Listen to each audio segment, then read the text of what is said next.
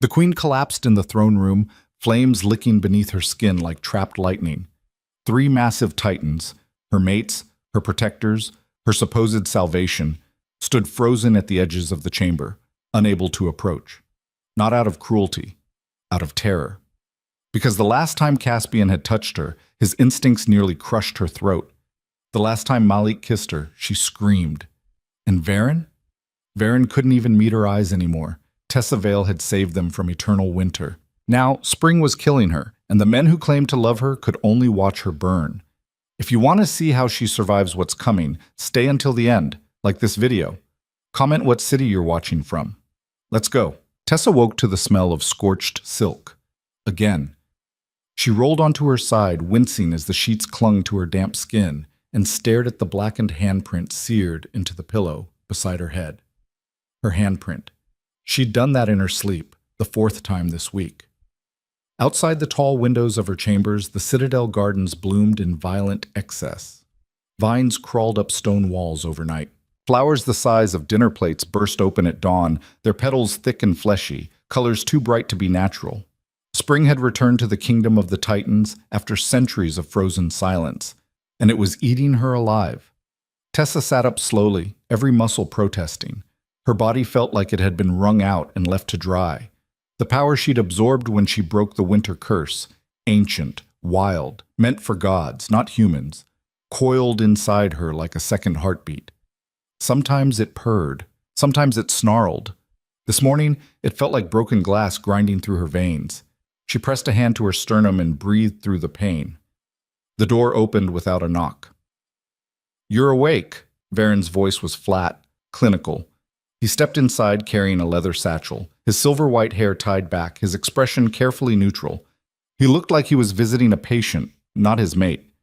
Tessa's chest tightened for an entirely different reason. "I'm awake," she said. Varen set the satchel on the table near the window and began unpacking vials, powders, instruments she didn't recognize. He moved with precision, his hand steady. He didn't look at her. "Any new symptoms?" he asked. "Define new." "Tessa," she exhaled. "The usual, heat, pain." I burned the pillow again. Varen's jaw tightened, but he nodded and made a note in the small leather journal he carried. Always notes, always records. As if documenting her deterioration would somehow prevent it. "I need to take another blood sample," he said. "Of course you do." This time he did glance at her, brief and sharp. "If you'd prefer I stop trying to save your life." "I didn't say that." "Then give me your arm." Tessa stood and crossed to him, barefoot on the cold stone floor. She extended her left arm without a word.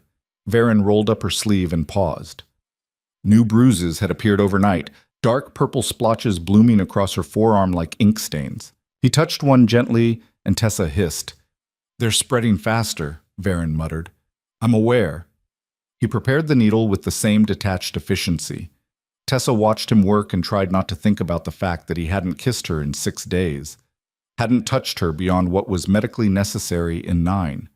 The bond between them, once warm, electric, impossible to ignore, felt muted now, distant, like he was standing on the other side of a thick pane of glass. The needle pricked her skin. Blood welled up, darker than it should be, almost violet in the morning light. "Varen," she said quietly. "Not now. You can't avoid me forever." His hand stilled. For a moment she thought he might actually respond. Then he withdrew the needle, pressed a cloth to her arm, and turned back to his instruments. "I'm not avoiding you. I'm working. You're terrified of me. I'm terrified for you. There's a difference." "Is there?" He slammed a vial down harder than necessary. The glass didn't break, but the sound echoed. When he turned to face her, his eyes, pale blue, usually so controlled, were blazing. "Do you have any idea what it's like?" he said, voice low and shaking. "To feel the bond screaming at me to touch you, to hold you, to—" He stopped himself. "And knowing that if I lose control for even a second, I could kill you?" Tessa's throat tightened. "You think I want this distance?" Varen continued. "You think I enjoy watching you deteriorate while I play scientist? I'm trying to fix this, Tessa. I'm trying to find a way to keep you alive. So forgive me if I don't have the luxury of—" The door slammed open. Malik stood in the doorway, breathing hard, his dark eyes wild. His shirt was torn at the shoulder, and there were scratches down his neck, fresh ones. "She collapsed again," he said. Tessa's stomach dropped. "Who?" "One of the courtiers, third one this week. They're saying it's the power, that it's leaking out of you and poisoning the citadel." "That's not—" "I know it's not true," Malik interrupted. "But they're scared, Tessa, and scared people talk." Varen cursed under his breath and began packing up his instruments. "We need to move up the timeline." "What timeline?" Tessa demanded. Neither of them answered. Malik crossed the room in 3 long strides and gripped her shoulders. His hands were shaking. "You need to stay inside today. No public appearances, no council meetings, just stay here." Tessa pulled back. "I'm not hiding. I'm not asking you to hide. I'm asking you to be smart." "Smart?" She laughed, bitter and sharp. "I'm dying, Malik, slowly, and the 3 of you are acting like I'm made of glass. You won't touch me, you won't talk to me, you won't—" "I can't touch you." Malik's voice cracked. "Do you understand? 2 days ago, I kissed your forehead and nearly broke your collarbone because I couldn't control the bond. Yesterday, Caspian tried to help you up the stairs and you screamed. We're not avoiding you because we want to. We're avoiding you because we're fucking dangerous." The silence that followed was suffocating. Tessa looked between them, Varen's clenched jaw, Malik's haunted eyes, and felt something inside her crack. "Then what's the point?" she whispered. Malik flinched. "What? What's the point of the bond? What's the point of being mates if you can't even stand near me?" "Tessa, get out. Don't, both of you, get out." Varen picked up his satchel without a word and left.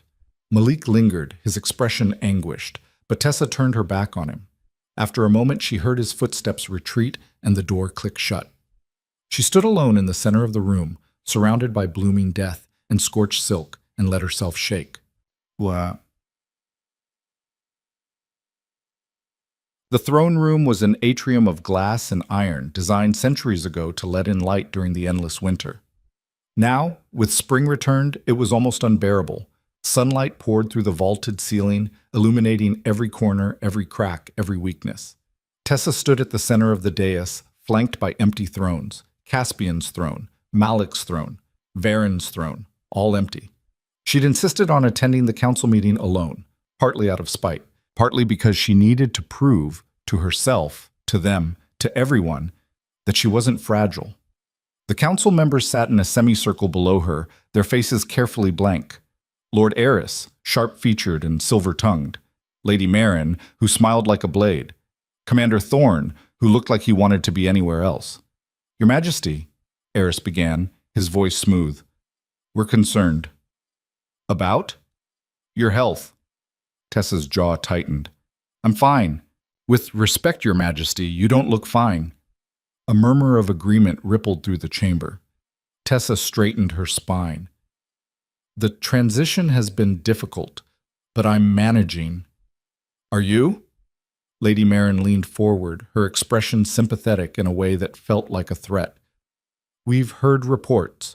Servants collapsing near your chambers. Plants growing wild overnight. The Titans themselves refusing to—" "The Titans are managing their own transitions," Tessa interrupted. "Spring awakens old instincts. It's temporary. And if it's not, it will be." "But what if—" The room tilted. Tessa blinked, and suddenly the floor was rushing up to meet her. She heard someone shout, felt hands catching her, too many hands, too rough, and then the world went white with pain. When she opened her eyes, she was on the floor, gasping. Blood trickled from her nose. Her hands were smoking. The council members had backed away, staring at her like she was a live grenade. "Your Majesty," Commander Thorne said carefully, "perhaps you should rest." Tessa tried to push herself up, but her arms wouldn't cooperate. Her vision swam. She could feel the power inside her thrashing, wild and formless, trying to claw its way out. "I'm fine," she managed. No one believed her. Eris cleared his throat. "We believe it would be prudent to postpone further public duties until you've recovered." "I don't need to recover. I need—" "Your Majesty." Merrin's voice was soft, pitying. "You're scaring people." The words hit like a slap. Tessa looked around the room, at the fear in their eyes, the way they held themselves ready to bolt, and felt the last thread of her composure snap. Get out, she said. Your Majesty, all of you, get out. They fled. Tessa stayed on the floor, breathing through the pain until she heard footsteps behind her. Don't. She didn't turn around. Don't say anything. Caspian stopped a few feet away. She could feel him there, massive and still, radiating tension. You collapsed, he said finally. I'm aware. In front of the entire council. I'm aware. A pause, then quieter. You're bleeding. Tessa touched her nose and her fingers came away red. She stared at the blood, too dark, almost black, and laughed. It sounded unhinged even to her own ears. This is what you wanted, isn't it? She said, for me to stay inside, to hide, to stop pretending I'm strong enough to... That's not what I want. Then what do you want, Caspian? Another pause. Longer this time. I want you alive. Tessa finally turned to look at him. Caspian stood in the shaft of sunlight, his massive frame casting shadows across the floor. His dark hair was tied back, his expression unreadable. But his hands were clenched so tight his knuckles were white. You can't even look at me, Tessa said softly. That's not true. You haven't touched me in 2 weeks. Because the last time I did, I nearly broke you. I'm not broken. Not yet. The words hung in the air between them, sharp and final. Tessa forced herself to her feet, swaying slightly. Caspian moved as if to help her, then stopped himself. The aborted gesture hurt more than the collapse had. I saved you, she said, her voice shaking. I broke the winter curse. I bound myself to all 3 of you because I thought... She stopped. I thought it meant something. It does. Then act like it. Tessa, no. You don't get to keep me at arm's length and pretend it's for my own good. Either I'm your mate or I'm not. Either this bond means something or it doesn't. You don't get to have it both ways. Caspian's expression cracked, just for a moment. She saw the anguish beneath the control, the way he was holding himself together by sheer force of will. If I lose control, he said quietly, I will kill you. Do you understand? Not hurt you, not scare you, kill you. And I would rather cut off my own hands than let that happen. Tessa's eyes burned. So what am I supposed to do? She whispered. Just wait? Hope the power stops eating me alive before you 3 work up the courage to touch me again? Varen is terrified. Malik can barely look at me. And you... Her voice broke. You're the worst of all, because you're acting like I'm already dead. That's not... Isn't it? Caspian opened his mouth, closed it. For the first time since she'd known him, he had no answer. Tessa turned and walked away, her steps echoing in the empty throne room. She didn't look back. If she had, she might have seen the way Caspian's shoulders shook, the way he pressed a hand to his chest, as if the bond itself was tearing him apart. But she didn't look back. She was too tired to care. That night, Tessa dreamed of fire. She stood in the center of the Citadel gardens, surrounded by flowers that screamed. Their petals were mouths, opening and closing, shrieking in voices that sounded like her own.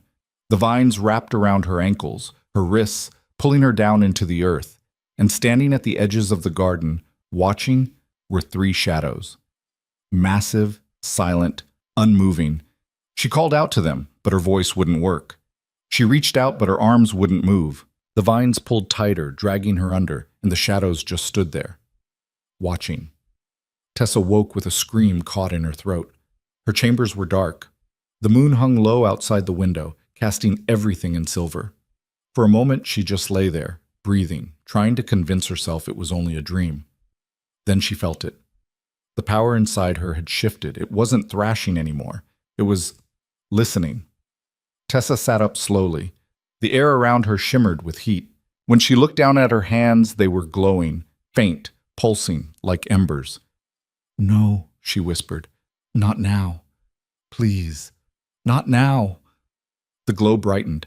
Tessa stumbled out of bed and pressed her hands against the cold stone wall, trying to ground herself. But the power didn't care. It wanted out. It wanted to burn, to expand, to consume. She could feel it reaching for the bond. Reaching for Caspian, for Malik, for Varen. And if it found them, if it pulled them in while she was like this? The door burst open. Varen stood in the doorway, his expression wild. I felt it. What's happening? I can't, Tessa gasped. I can't control it. Breathe. Just breathe. I'm trying. The glow spread up her arms. The stones beneath her hands began to crack. Varen crossed to her in 2 strides, grabbed her shoulders, and the bond surged. Tessa felt it like a whip crack through her chest. Varen's instincts roared to life, primal and uncontrollable, and his grip tightened to the edge of pain. She saw his eyes flash, saw the struggle, and then he was shoving her away hard, sending her sprawling onto the floor. Don't touch me, he snarled. Don't! He staggered back, breathing hard, his hands shaking. Tessa stared up at him from the floor, her heart pounding. I'm sorry, Varen said hoarsely. I'm sorry, I can't. He turned and fled. Tessa stayed on the floor, the glow fading from her hands, and finally let herself cry. Because she understood now. She was alone, truly, completely alone, and no one was coming to save her. Morning came too bright and too fast. Tessa didn't sleep after Varen left. She sat on the floor of her chambers, watching the sky turn from black to gray to gold, feeling the power inside her pulse in rhythm with her heartbeat. It had quieted after the surge, retreating back into whatever dark corner of her body it had carved out for itself. But it was still there, still waiting, always waiting. When the sun finally cleared the horizon, she dragged herself upright and dressed in the plainest thing she could find, a simple gray tunic and trousers. No jewelry, no crown, nothing that screamed queen. She looked at herself in the mirror and barely recognized the woman staring back. Hollowed cheeks, dark circles, skin so pale it seemed translucent. The bruises on her arms had spread overnight, creeping up past her elbows like spilled ink.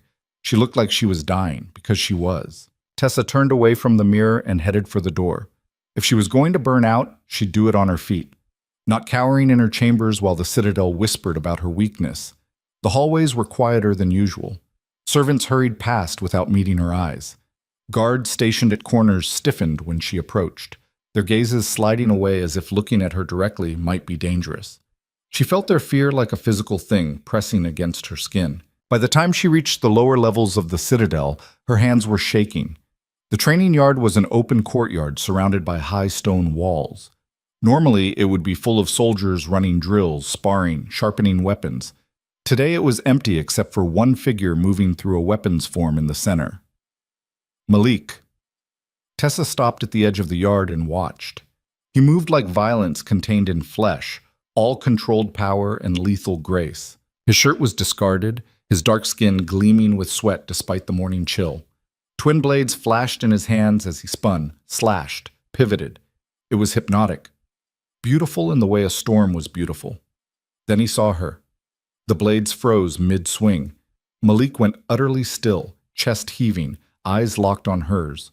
For a moment, neither of them moved. You shouldn't be here, Malik said finally. I needed air.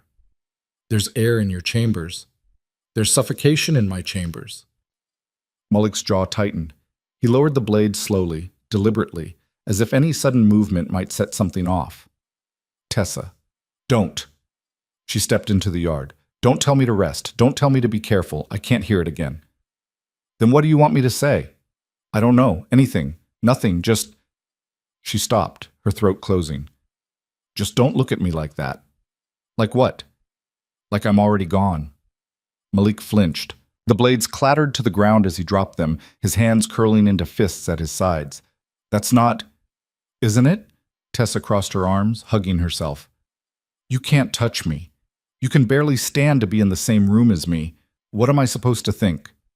That I'm trying not to kill you? The words exploded out of him, raw and jagged. That every instinct I have is screaming at me to claim you, mark you, hold you so tight nothing can take you away. And I can't, because if I give in even a fraction, I'll break you. Do you understand how that feels? To want something so badly it's tearing you apart and knowing you can't have it? Tessa's breath hitched. Malik took a step toward her, then stopped himself. I dream about you, he said, his voice dropping. Every night. I dream I'm holding you and you're warm and safe and whole.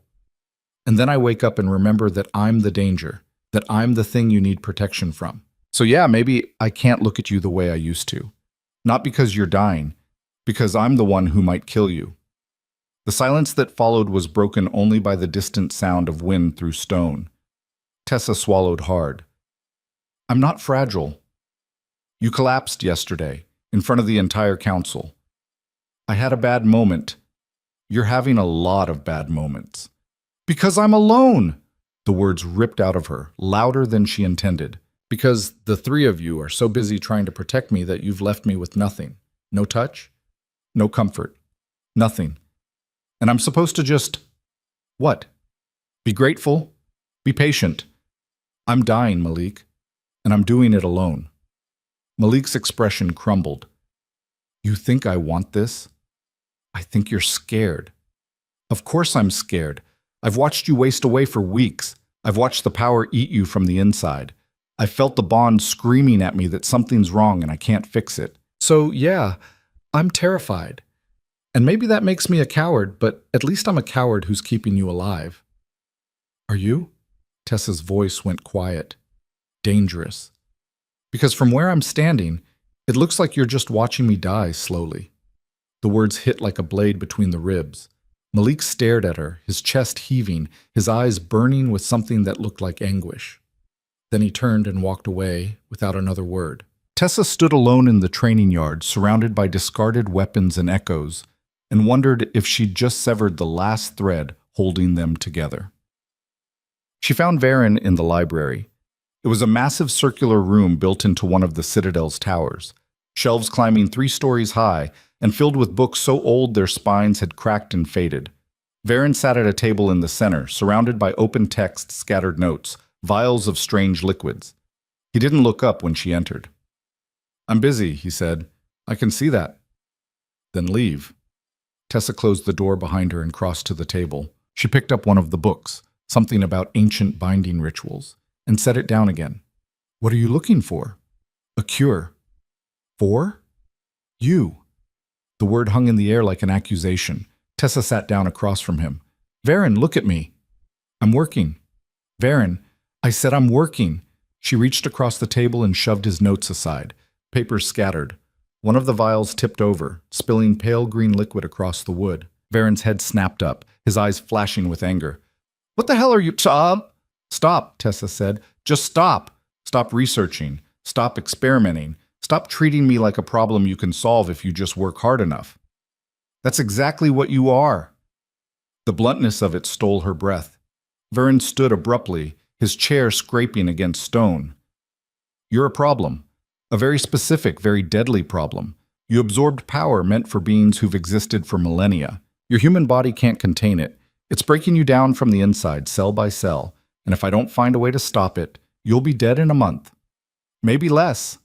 So yes, you're a problem, and I'm going to solve it whether you like my methods or not. Tessa stood too, her hands trembling. I'm not a problem. I'm your mate. You're both. Then maybe you should have thought of that before you let me bind myself to 3 creatures who can't even touch me without risking my life. Varen went very still. You think I wanted this? I think you saw an opportunity and you took it. You needed a queen. You needed someone to break the curse, and I was convenient. That's not… isn't it? Tessa's voice rose. Be honest, Varen.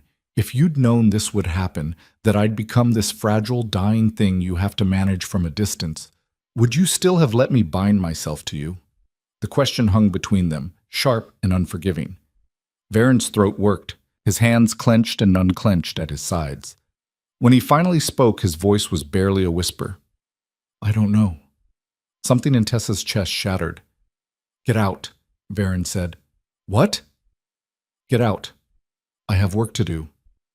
Varen, get out. Tessa turned and left before he could see her cry. By midday, the Citadel was buzzing with rumors. The Queen had fought with Lord Malik in the training yard, shouted at him, driven him away. The Queen had disrupted Master Varen's research, destroyed his work. The Queen was unstable. The Queen was dangerous. The Queen was losing her mind. Tessa heard the whispers as she walked the corridors, saw the sideways glances. felt the weight of judgment pressing down on her from all sides. She wanted to scream. Instead, she went to the one place she thought she might find peace, the throne room. It was empty when she arrived. Sunlight poured through the glass ceiling, illuminating the three massive thrones on the dais. Caspians, Maliks, Varens. She stood at the base of the steps and stared up at them, feeling small and hollow and utterly alone. "They're worried about you." Tessa spun. Commander Thorne stood in the doorway, his expression unreadable. He was older than the other guards, gray threading through his dark hair, scars marking his hands and face. He'd served the Titans since before the Winter Curse. If anyone understood them, it was him. "Everyone's worried about me," Tessa said. "It's exhausting." Thorne stepped into the room, his boots echoing on stone. "They're not wrong to be. I know that. Do you?" He stopped a few feet away, studying her. "Because from where I stand, you look like someone who's trying very hard to pretend everything's fine." Tessa laughed, bitter and sharp. "What else am I supposed to do? Rest. Recover. Let the healers—" "There's nothing to recover from. The power's eating me alive, and no amount of rest is going to change that." Thorne's expression softened slightly. "Then what's your plan?" "I don't have one. That's not good enough." "I know." Tessa sank down onto the bottom step, suddenly too tired to stand. "But I don't know what else to do. The Titans can't touch me. The Council thinks I'm weak. The power inside me is getting stronger every day, and her voice cracked, "I don't know how to fix any of it." Thorne was quiet for a long moment. Then he sat down beside her, groaning slightly as his knees creaked. "Can I tell you something?" he said. "Can I stop you?" A ghost of a smile. "The Titans aren't infallible. They're powerful, yes. Ancient, nearly immortal, but they're not perfect. And right now they're terrified." "I know." "No, I don't think you do." Thorne turned to look at her. "You're the first mate any of them have had in over 1,000 years. The first bond strong enough to survive the curse. And they're watching you die, slowly, painfully, and there's nothing they can do to stop it. That kind of helplessness, it breaks people, even Titans." Tessa's throat tightened. "They love you," Thorne continued, "more than I've ever seen them love anything, and that's why they're so afraid. Because love makes you vulnerable, and vulnerability is something they haven't felt in centuries." "So what am I supposed to do?" Tessa whispered. "Just accept that I'm dying? That they'll never be able to touch me again?" "No." Thorne's voice was firm. "You fight, you survive, and you prove to them and to yourself that you're stronger than this curse." "I'm not strong. I can't even stand in front of the Council without collapsing." "Strength isn't about never falling. It's about getting back up." Tessa looked at him, this scarred warrior who'd survived centuries of winter, and felt something in her chest loosen slightly. "Thank you," she said. Thorne nodded and stood, his knees creaking again. "For what it's worth, Your Majesty, I believe in you, even if you don't believe in yourself." He left before she could respond. Tessa sat alone in the throne room, surrounded by empty seats and broken bonds, and made a decision. If no one was going to save her, she'd save herself. She started small. That evening, she went to the healer's wing and demanded access to their records. They tried to refuse, gently, respectfully, but firmly. She ignored them and walked in anyway. Spent 3 hours reading every report Varen had filed about her condition, every blood sample, every theory, every failed experiment. The picture that emerged was grim. The power inside her was foreign, incompatible with human biology. It was burning through her cells faster than her body could regenerate them. Varen had tried everything: binding spells, dampening rituals, alchemical solutions. Nothing worked. The power was too strong, too wild, and it was tied directly to the bond with the Titans, which meant severing it would kill her just as surely as the power would. She was trapped. Tessa closed the last report and sat back, her head pounding. There had to be another way. Something Varen hadn't considered. Something... The door opened. Caspian filled the doorway, his massive frame blocking out the light from the corridor. His expression was thunderous. "You shouldn't be here," he said. I needed to see the records. Varen said no visitors. Varen doesn't control me. Caspian stepped into the room and closed the door behind him. The space suddenly felt much smaller. What are you looking for? A solution. There isn't one. Not yet. Tessa? He stopped himself, his jaw working. You need to trust us. We're doing everything we can. Are you? She stood, paper scattering from her lap. Because it doesn't feel like it. It feels like you're all so busy protecting me that you've forgotten I'm part of this too. We haven't forgotten. Then let me help. You can't. I can't what, Caspian? I can't think. I can't research. I can't do anything except sit in my chambers and wait to die. Her voice rose. I'm not helpless. I never said you were. You treat me like I am. Caspian's hands clenched. That's not fair. None of this is fair. Tessa threw the report she was holding. It hit his chest and fell to the floor. I saved you. I broke the curse. I bound myself to 3 titans because I thought... She stopped, her breath hitching. I thought it would mean something, that I'd matter. But all I am is a problem you're trying to solve. That's not true. Then prove it. Tessa stepped closer, her heart pounding. Touch me. Hold me. Prove that I'm more than just a dying human you have to manage. Caspian went very still. You know I can't. Can't or won't. Both. The word was a knife between them. Tessa felt something inside her break. Then we're done. What? I can't do this anymore. Her voice was shaking but steady. I can't keep pretending that this bond means something when all it's done is turn me into a burden. So I'm done. Done waiting. Done hoping. Done burning myself out for men who can't even stand to be near me. Caspian's expression cracked. Tessa, don't. Leave me alone, Caspian. Please. I said leave me alone. For a moment she thought he might refuse, thought he might cross the room and damn the consequences. But he didn't. He just stood there, his massive shoulders sagging, looking more broken than she'd ever seen him. Then he turned and walked out. Tessa sank to the floor surrounded by scattered reports and empty promises, and let the power inside her flare unchecked. It burned through her veins like liquid fire, scorching everything it touched. She didn't try to stop it, didn't try to control it. Let it burn, she thought. Let it all burn. The room filled with heat. Papers began to smolder. The air shimmered. And somewhere deep in the citadel, 3 titans felt the surge through the bond and knew that something fundamental had shifted. She didn't remember falling asleep.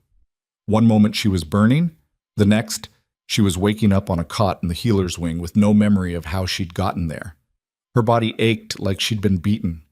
Her throat was raw. When she tried to sit up, a hand pressed gently on her shoulder. Easy. It was a young healer, a woman with kind eyes and graying hair. Her name tag read Alara. What happened? Tessa's voice came out as a croak. You collapsed. Again. Alara helped her sit up slowly, propping pillows behind her. One of the guards found you unconscious in the records room. You'd burned through half the archives. Tessa's stomach dropped. I didn't mean... I know. The power got away from you. Alara's expression was sympathetic but firm. You're lucky you didn't burn the whole wing down. Where are they? The Titans? Alara hesitated. Lord Caspian is outside. He's been there all night. And the others? Master Varen is in his laboratory. Lord Malik is... She trailed off. I'm not sure where Lord Malik is. Tessa's chest tightened. Alara moved around the cot, checking Tessa's vitals with practiced efficiency. Your temperature is still elevated, pulse erratic. The bruising has spread further. She paused. How long has it been since you ate? Tessa couldn't remember. I'll have food sent up. Alara's tone left no room for argument. And you're to stay here for observation, at least until... The door exploded inward. Malik stood in the doorway, breathing hard, his eyes wild. Blood dripped from a cut on his forehead. His shirt was torn. He looked like he'd been in a fight. Out, he said to Alara. Lord Malik, she needs... Out! Alara fled. Malik crossed the room in 3 strides and grabbed Tessa's face in both hands. His grip was too tight, almost painful, but she didn't pull away. She couldn't. The bond between them roared to life. electric and overwhelming. "Don't you ever do that again," Malik said, his voice shaking. "Don't you ever burn yourself out like that. Do you understand me? I didn't mean to. I felt it through the bond. I felt you giving up, letting go, and I—" His voice cracked. "I can't lose you. I won't." "Malik," he kissed her. It was desperate and messy and too hard, his teeth catching her lip, his hands tangling in her hair. The bond surged between them, wild and uncontrolled. Tessa felt his instincts rising, felt the danger, but she didn't care. She kissed him back with everything she had, pouring weeks of loneliness and fear and longing into it. Then the pain hit. Tessa gasped against his mouth as the power inside her flared, reacting to the bond, to his touch. It felt like her ribs were cracking, like her chest was splitting open. She tried to pull back, but Malik's grip tightened, holding her in place. "Let go," she managed. "No." "Malik, you're hurting." "I don't care." The power surged again, harder this time. Tessa screamed. The sound tore through the room, raw and agonized. Malik finally released her, staggering back, his chest heaving. Tessa collapsed onto the cot, gasping. Blood trickled from her nose. Her hands were shaking so badly she couldn't control them. Malik stood frozen, staring at his hands like they were weapons. "I'm sorry. I'm so sorry. I didn't—" "Get out," Tessa whispered. "Tessa, please, just go." He left. Tessa curled onto her side, arms wrapped around her ribs, and felt the power inside her writhe like a living thing. It was getting stronger, hungrier, and she was running out of time. 2 days later, the enemy arrived. Tessa was in her chambers when the horns sounded, 3 sharp blasts that echoed through the citadel like a death knell. She stumbled to the window and looked out over the walls. An army stood at the gates, not a large one. Maybe 50 soldiers, all dressed in armor that gleamed like molten gold. At their head rode a figure on a horse the color of flame. Even from a distance, Tessa could feel the heat radiating off him. The Summer King's emissary. She'd heard stories. The Summer Court had been enemies of the Titans for centuries, their power rooted in fire and conquest. They'd waited out the winter curse, biding their time. And now, with spring returned and the Titans' bond fractured, they'd come to test the new queen's strength. Tessa's hands clenched on the windowsill. The horns sounded again. By the time she reached the throne room, Caspian, Malik, and Varen were already there. They stood in a line before the thrones, massive and imposing, radiating barely controlled violence. The air around them shimmered with heat. Tessa stopped in the doorway. Caspian turned first. His eyes widened. "You shouldn't be here. It's my citadel. It's too dangerous. I'm the queen." She stepped into the room, chin high despite the way her legs trembled. "Or have you all forgotten?" The 3 Titans exchanged glances. Before anyone could respond, the great doors swung open. Guards filed in first, forming a corridor. Then came the emissary. He was tall and lean, his armor polished to a mirror shine. Flames danced along the edges of his gauntlets. His face was sharp, beautiful in the way a blade was beautiful. When he smiled, it didn't reach his eyes. "Well," he said, his voice smooth as silk. "The Titans and their broken little queen. How charming." Tessa felt the insult like a slap. Caspian stepped forward, his voice a low growl. "State your business." "My business?" The emissary tilted his head. "I bring greetings from the Summer King and an offer. We don't need—" "He wants the queen." Silence crashed through the room. The emissary's smile widened. "The Summer King has heard of her condition, the power she carries. He believes he can stabilize it, cure her. All she needs to do is come with me, willingly." "Absolutely not," Varen said. "She's dying anyway," the emissary continued as if Varen hadn't spoken. "Why not let her die trying to save herself?" Malik's hands curled into fists. "Get out, now, before I tear you apart." The emissary laughed. "Such hostility. I'm only offering help." "You're offering a cage," Caspian said. "Perhaps." The emissary's gaze slid to Tessa. "But at least it's a cage where she might survive. Can you say the same?" Tessa's breath caught. The emissary took a step closer. The flames on his gauntlets brightened. What do you say, little queen? Will you take the Summer King's offer, or will you stay here and burn? Every eye in the room turned to her. Tessa looked at the three titans, at Caspian's clenched jaw, Malik's wild eyes, Varen's pale face, and made her choice. I'll go. The room erupted. No! Caspian's voice cut through the chaos like a blade. He moved before anyone else could react, positioning himself between Tessa and the emissary. The air around him crackled with barely restrained violence. She's not going anywhere, he said. The emissary's smile never wavered. That's not your decision to make. The hell it isn't. Tessa stepped around Caspian, her legs shaking but her voice steady. Actually, it is my decision, and I've made it. Tessa, no, Malik started. This is insane, Varen interrupted. You can't trust the Summer King. He'll use you, drain your power, and discard whatever's left. Maybe, Tessa kept her eyes on the emissary. Or maybe he can actually help me, which is more than anyone here has managed to do. The words landed like stones. Varen flinched. Malik looked like he'd been struck. Even Caspian's shoulders tensed, his massive hands curling into fists. The emissary tilted his head, studying her with renewed interest. Trouble in paradise? Shut up, Tessa said.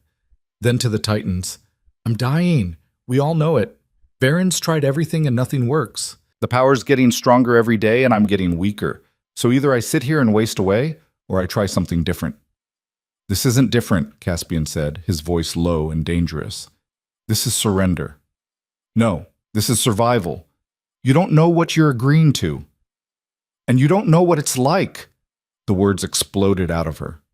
You don't know what it's like to feel yourself dying inch by inch while everyone around you treats you like broken glass. I can't even touch the men I'm bonded to without screaming, so forgive me if I'm willing to take a chance on something, anything, that might actually fix this. Silence fell over the throne room like a shroud. The emissary clapped slowly, the sound echoing off stone. How dramatic. The Summer King will be delighted. When do we leave? Tessa asked. Tessa. Varen stepped forward, his expression anguished. Please, just give me more time. I'm close to something, I can feel it. You've been close for weeks, and I'm still dying. This is different. I found a reference in one of the old texts about power transference. If we can redirect the energy back through the bond, you mean use us as conduits? Malik shook his head. That could kill all of us. Or it could save her. We don't know that. We don't know anything, Varen's voice cracked. But I'm not letting her walk into the summer court to be some tyrant's experiment. The emissary sighed dramatically. As touching as this is, the king doesn't like to be kept waiting. So, little queen, are you coming willingly, or do my soldiers need to encourage you? The threat hung in the air like smoke. Caspian moved. One moment he was standing still. The next, he had the emissary by the throat, lifting him off the ground with one hand. The guards drew weapons, but froze when Malik and Varen flanked Caspian, their own power flaring to life. You're not taking her, Caspian said, his voice barely human. The emissary smiled despite the hand crushing his windpipe. When he spoke, his voice was strained but amused. Kill me, and you start a war you can't win. Not with your bond fractured and your queen dying. The Summer King has waited centuries for an opening. Don't give him one. Caspian's grip tightened. The emissary's face began to turn purple. Caspian, stop. Tessa's voice was quiet but firm. No. You're making it worse. I don't care. I do. She stepped closer, close enough to feel the heat radiating off him. Put him down, please. For a moment she thought he wouldn't listen, thought his instincts would override everything else and he'd snap the emissary's neck right there. But then his hand opened and the emissary dropped to the floor gasping. Wise choice, the emissary wheezed, rubbing his throat. The king appreciates restraint. Get out, Tessa said, but we haven't finalized. I said get out. I need to think. The emissary's eyes narrowed. Then he smiled, sharp and knowing. Of course. I'll give you until sunset to decide. After that, my offer expires. He gestured to his guards. Come, let's give the happy family some privacy. They left in a procession of gold and flame. The moment the doors closed, Caspian rounded on Tessa. What the hell were you thinking? I was thinking I'm out of options. So you decide to throw yourself at the Summer King? I decided to stop waiting for someone else to save me. We're trying. Trying isn't good enough. Tessa's voice rose. I'm burning from the inside out, and you three can't even touch me without it getting worse. So yeah, maybe the Summer King's offer is a trap. Maybe he'll use me and throw me away. But at least it's something. At least it's a choice I'm making instead of just sitting here and dying slowly while you all feel guilty about it. This isn't about guilt, Malik said. Isn't it? Tessa turned to him. You can barely look at me anymore. None of you can. And I get it, I do. But I can't keep living like this. I can't keep being the problem everyone's trying to solve. You're not a problem, Varen said quietly. Then what am I? You're our mate, our queen. The woman we... He stopped, his throat working. The woman we can't lose. The raw honesty in his voice nearly broke her. Tessa closed her eyes and breathed through the pain radiating from her chest. Then help me. Really help me. Not with more research or more theories. Show me there's actually a way forward that doesn't involve me burning out or becoming someone else's prisoner. The three titans exchanged glances. We need to try the transference, Varen said finally. Malik shook his head. It's too dangerous. Everything's dangerous at this point. Not like this. If the power redirects wrong, it could kill all four of us. And if we do nothing, she dies anyway. Varen's voice was hard. At least this way we're fighting. Fighting blindly. Better than standing still.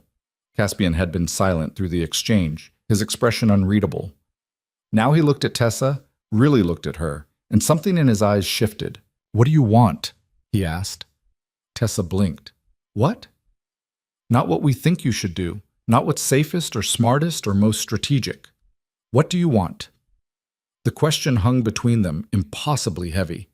Tessa thought about the summer court, thought about walking into unknown territory with an enemy king who saw her as a tool, thought about the transference ritual, untested, potentially lethal, built on theories and desperation. Neither option was good, but one of them was hers. I want to try the ritual, she said. Varen sagged with relief. Malik cursed under his breath. Caspian just nodded, like he'd expected it. When? Tessa asked.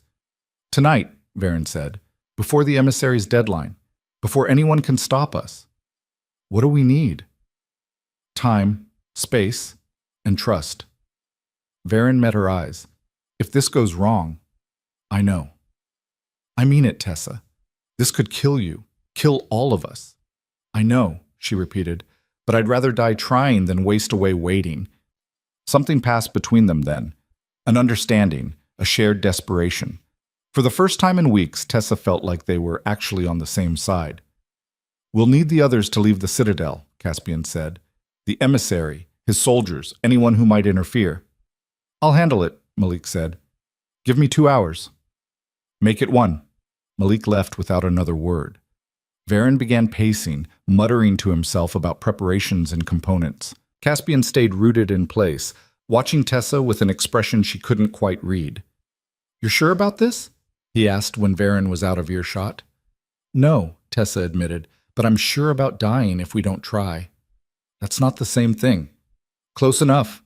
Caspian crossed to her slowly, like approaching a spooked animal. When he reached her, he stopped just out of arm's reach. Close enough that she could feel his heat. Far enough that the bond didn't scream danger. If this works, he said quietly, things will be different. How? The bond will stabilize, the power will distribute. We'll be able to... He trailed off. Touch me? Yes. Tessa's breath hitched.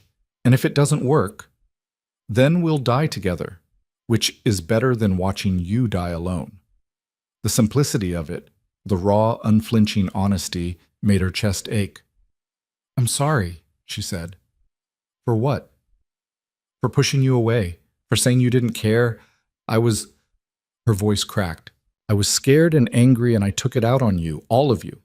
Caspian's expression softened. We gave you reason to be angry.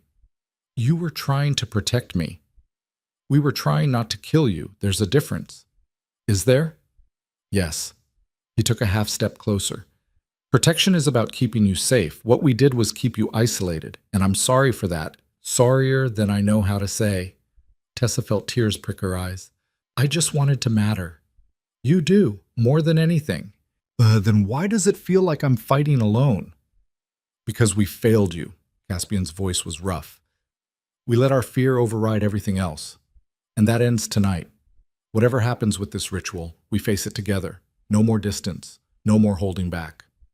What if you lose control? Then you stop me. Or Varen does. Or Malik. But we don't run anymore, agreed? Tessa nodded, not trusting her voice. Caspian reached out slowly, giving her time to pull away. When she didn't, his fingers brushed her cheek. Just the barest touch, feather light and careful. The bond surged between them, electric and overwhelming, but he held steady, controlled. We're going to fix this, he said. I promise. Tessa leaned into the touch, despite the pain blooming in her chest. Don't make promises you can't keep. I never do. The hours crawled by with agonizing slowness. Tessa retreated to her chambers while Varen gathered his materials. She couldn't sit still. Couldn't rest. The power inside her had been restless all day, like it sensed something coming. It coiled and uncoiled in her chest, sending sparks of pain down her arms with every breath. She stood at the window watching the sun sink toward the horizon. Outside the walls, she could see the emissaries' camp. Fires burned in neat rows. Soldiers moved between tents. They looked organized, patient, like they had all the time in the world. A knock at the door made her turn. Malik entered without waiting for permission. His face was bruised, knuckles bloody. He'd been in a fight. The emissary's soldiers tried to enter the citadel, he said, before she could ask. I convinced them to wait outside. How many did you have to hurt? Does it matter? I suppose not. Malik crossed to the window and stood beside her, close but not touching. They watched the camp together in silence. I'm sorry, he said finally. For what? For kissing you, for losing control, for... He stopped, jaw clenching. For making everything worse. You didn't make anything worse. I hurt you. The power hurt me. You just triggered it. That's the same thing. No, Tessa said. It's not. You kissed me because you wanted to, because you couldn't stand the distance anymore. I understand that. I feel it too. Malik's hands curled into fists. I should have been stronger. You were strong enough to pull back. That counts. Does it? Tessa turned to face him. Do you regret it? Kissing me? Malik's eyes went wide. No, never. He exhaled shakily. I regret hurting you. I regret not being able to control myself. But I don't regret wanting you. I couldn't, not if I tried. The honesty in his voice made her chest tight. Then stop punishing yourself, she said. Save that energy for tonight. We're going to need it. Malik studied her face like he was trying to memorize it. Are you scared? Terrified. Me too. They stood there as the sun bled red across the horizon, not touching, but close enough to feel each other's warmth. It wasn't enough. It would never be enough. But for now, it had to be. The preparations took longer than expected. Varen moved through the citadel like a man possessed, gathering components from a dozen different sources. Rare herbs from the gardens that bloomed only at twilight. Crystals from the deepest vaults, their surfaces marked with symbols older than the citadel itself. Vials of liquids that shimmered with their own inner light. Tessa watched him work and felt useless. She wanted to help, but every time she tried, Varen waved her away. Said she needed to conserve her strength. Said the ritual would demand everything she had and more. So she sat and waited and tried not to think about all the ways this could go wrong. By the time full dark fell, her nerves were frayed to breaking. They gathered in the old temple beneath the citadel, a place Tessa had only heard about in stories. The entrance was hidden behind a false wall in the lowest level, accessible only through a passage so narrow they had to walk single file. The temple itself was a circular chamber carved from black stone that seemed to absorb light rather than reflect it. Torches burned along the walls, their flames pale blue and eerily silent. Ancient symbols marked every surface, the walls, the floor, even the domed ceiling high above. They pulsed faintly, like they had their own heartbeat. This place is old, Caspian said, his voice echoing. Older than the Citadel. Older than the Titan's claim to this land. The magic here runs deep. Will that help? Tessa asked. It should. The ritual needs a stable foundation. This is as stable as it gets. Varen had drawn a circle in the center of the floor, using crushed silver mixed with something dark that Tessa didn't want to identify. Candles marked the cardinal points, north, south, east, west, each one as thick as her arm and carved with more symbols. In the middle of the circle sat a low stone platform, just wide enough for one person. The surface was worn smooth by age, stained dark in places. Tessa stared at it and felt her stomach turn. You'll lie there, Varen said, following her gaze. We'll position ourselves around you, creating a conduit through the bond. The goal is to draw the excess power out of you and redistribute it between the four of us equally. And if the power doesn't want to be redistributed, Tessa asked, then we force it. How? Painfully. Varen's expression was grim. The power is wild, untamed. It won't give up easily. We'll have to wrestle it into submission, and that means pushing the bond to its absolute limit. It's going to hurt. All of us. But especially you. How bad? Bad enough that I'm giving you something for the pain. He pulled a vial from his satchel, dark glass filled with liquid that looked black in the torchlight. This will dull the worst of it, but it'll also make you disoriented, weak. You need to stay conscious through the whole ritual or it won't work. Tessa took the vial. Her hands were shaking. What happens if I pass out? The power backflows, the bond breaks, we all die. Right, no pressure. Malik stepped closer, his expression tight. You don't have to do this. Yes, I do. We could still. There's no other option, Malik. We all know it. Tessa looked at each of them in turn. This is our best shot, our only shot. So let's not waste time pretending otherwise. Caspian nodded slowly. She's right. Varen checked the circle one last time, adjusting a candle here, redrawing a symbol there. When he was satisfied, he stepped back and took a deep breath. It's time, he said. Tessa uncorked the vial and drank. The liquid was worse than anything she'd tasted before. It burned going down, thick and viscous, coating her throat like oil. The aftertaste was copper and ash. Almost immediately, a strange numbness spread through her limbs, making her fingers tingle. That's horrible, she managed. It gets worse, Varen said. Lie down. Tessa climbed onto the platform. The stone was cold against her back, leaching warmth from her body. She stared up at the ceiling, at the symbols pulsing in the darkness, and tried to steady her breathing. The three titans took positions around her, Caspian at her head, Malik to her right, Varen to her left. They stood just outside the silver circle, their expressions grave. Once we start, we can't stop, Varen said. Not until the power stabilizes or until one of us dies. Do you understand? Tessa's throat was too tight to speak. She nodded. Are you ready? No. Yes. Varen knelt and placed his hands on the edge of the circle. The silver began to glow, soft at first, then brighter, then bright enough to hurt. The symbols on the walls responded, lighting up in sequence like stars being born. Caspian and Malik followed suit, their hands joining the circuit. The bond between them flared to life.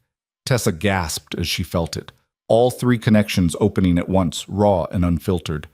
Caspian's steady strength crashed into her like a wave. Malik's wild intensity burned through her veins. Varen's controlled precision cut through everything else like a blade. For a moment it was almost beautiful. Then the pain started. It began in her chest, sharp and sudden, like someone had driven a spike through her sternum. Tessa arched off the platform, her scream tearing through the temple. The power inside her recoiled violently, sensing the threat, and fought back with everything it had. Hold her! Varen shouted. Caspian's hands came down on her shoulders, pinning her in place with enough force to bruise. The bond screamed at him to stop, to protect her, but he held firm. Malik grabbed her legs as they started to thrash, his grip like iron. The power surged harder. Tessa felt it trying to escape through every pore, every breath, every heartbeat. Her skin began to glow, faint at first, then brighter, then so bright she could see the bones of her hands through the flesh. The titans held on. Their own power rose to meet hers, trying to contain it, trying to force it into the channels Varin had prepared. But the power didn't want to be contained. It thrashed inside her like a caged animal, clawing at the walls of her body, looking for any weakness it could exploit. Tessa felt something tear inside her chest, something vital, and tasted blood. "It's not working," Malik ground out through clenched teeth. "It's too strong." "Keep going," Varin snapped. "She's burning up." "I said keep going." The glow around Tessa's body intensified. The candles marking the circle began to melt, wax pooling on the stone floor. The air itself started to shimmer with heat waves. Tessa couldn't breathe, couldn't think. There was only pain and fire and the bone-deep certainty that she was being torn apart from the inside out. Her vision started to gray at the edges. "No," she thought desperately. "Stay awake. Have to stay awake or—" The power surged again, harder than before. This time, something inside her actually broke. She felt it snap like a bone, felt the backlash ripple through the bond. Varin cried out. Blood trickled from his nose. His grip on the circle wavered.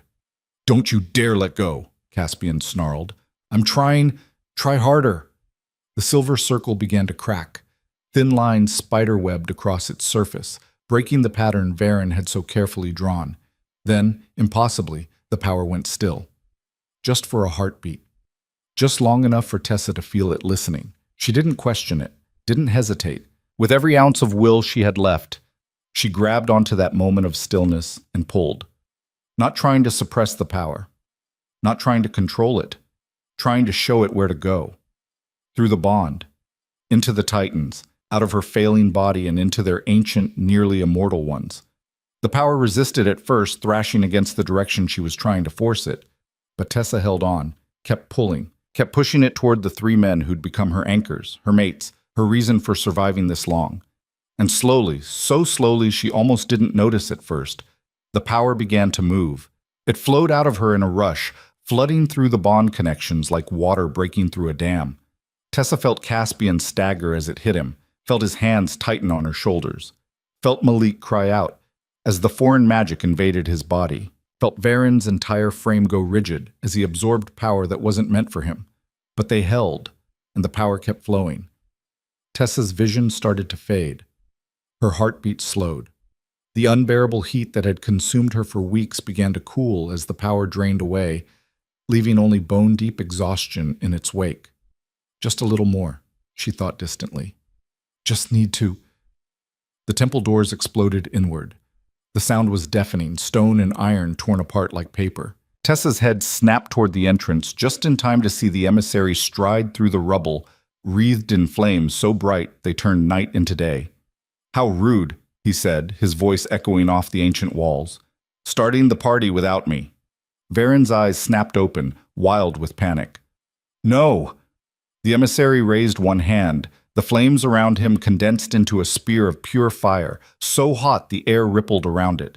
He hurled it with casual precision. Not at the Titans, at the silver circle. The spear struck dead center.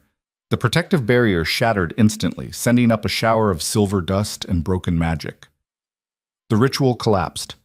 The power that had been draining from Tessa reversed direction violently, slamming back into her body with crushing force. She screamed, a raw animal sound that didn't seem human. The backflow was worse than anything that had come before. The power was angry now, furious at being manipulated, and it took its rage out on her flesh. The Titans were thrown backward. Caspian hit the wall hard enough to crack stone. Malik crashed into a pillar and went down in a heap. Varin managed to stay upright, but barely, blood streaming from his nose and ears. Tessa convulsed on the platform, every nerve ending on fire. The glow around her body flared so bright it was blinding. She could feel herself coming apart at the seams, feel her body giving up under the strain. "Stop!" Caspian roared, launching himself at the emissary. The emissary sidestepped with inhuman grace, flames dancing along his fingertips. "I gave you until sunset. You made your choice." He gestured, and the flames coalesced into another spear. This one was larger, hotter, meaner. Caspian tried to intercept but wasn't fast enough. The emissary threw. The spear screamed through the air, leaving a trail of fire in its wake. Time seemed to slow. Tessa saw it coming, saw the death written in flames, saw her end approaching at terminal velocity. Then Malik was there. He threw himself between her and the spear, taking the impact full in the chest. The force drove him backward onto the platform. The flames spread instantly, consuming his shirt, searing his skin, burning so hot Tessa could smell flesh cooking. Malik's scream cut off abruptly as he collapsed beside her, smoke rising from his body. "No!" Tessa tried to reach for him, but her arms wouldn't obey. "No, no, no!" Varen charged the emissary with a roar that shook the temple. His power flared to life, jagged arcs of white lightning that crackled through the air. The emissary met him head-on, flames rising to match the lightning. They collided in an explosion that lit up the entire chamber. Caspian grabbed Tessa off the platform, cradling her against his chest, even as his own power bled from a dozen wounds. "We need to move." "Malik," her voice came out as a broken whisper. "He's alive. Barely. But we can't help him if we're dead." "Can't leave him?" "We're not leaving anyone." Caspian's voice was iron. "But right now, you're the target. We get you safe first." He started toward the far exit, still holding her. Behind them, Varen and the emissary traded blows that cracked stone and melted metal. Soldiers poured through the broken doors, weapons drawn, eyes reflecting firelight. They weren't going to make it. Tessa could feel it in her bones. The way the power inside her was spiraling out of control, the way her body was shutting down from the interrupted ritual, the way the emissary's corrupted magic had twisted something fundamental in Varen's carefully woven spell. She was dying, faster now. Minutes, maybe. Not hours. And there was nothing anyone could do to stop it. "Caspian," she managed through lips that tasted like copper. "Put me down." "Not a chance." "Please." "Tessa, I said put me down." Something in her voice made him stop. He looked down at her, his expression anguished, and slowly lowered her to the ground. Tessa swayed, barely able to stand, but she forced herself upright through sheer stubbornness. Across the temple, Varen was losing. The emissary's flames were relentless, pushing him back step by step toward the wall. His lightning flickered and died. Blood poured from a gash on his forehead. Malik lay motionless on the platform, his chest barely rising. Soldiers surrounded them on all sides, weapons ready, just waiting for the order to attack. And Caspian stood beside her, bleeding from a dozen cuts, his power nearly spent from trying to hold the ritual together. They were going to lose. Unless... Tessa looked down at her hands. They were glowing again, brighter than ever. The power inside her raged like a wildfire out of control, eating through the last shreds of her humanity. The interrupted ritual had made it unstable, volatile, deadly. She'd been trying to suppress it for weeks, trying to control it, trying to channel it safely through the bond and into the Titans. But what if she stopped trying? What if, instead of fighting the power, she gave it exactly what it wanted? Let it burn. "Tessa." Caspian's voice was urgent. "What are you thinking?" She met his eyes, saw the fear there, the desperate hope, the love that had somehow survived weeks of distance and pain. "Something stupid," she said. "Don't get them out." "What?" "Malik and Varen, get them out of here. Now."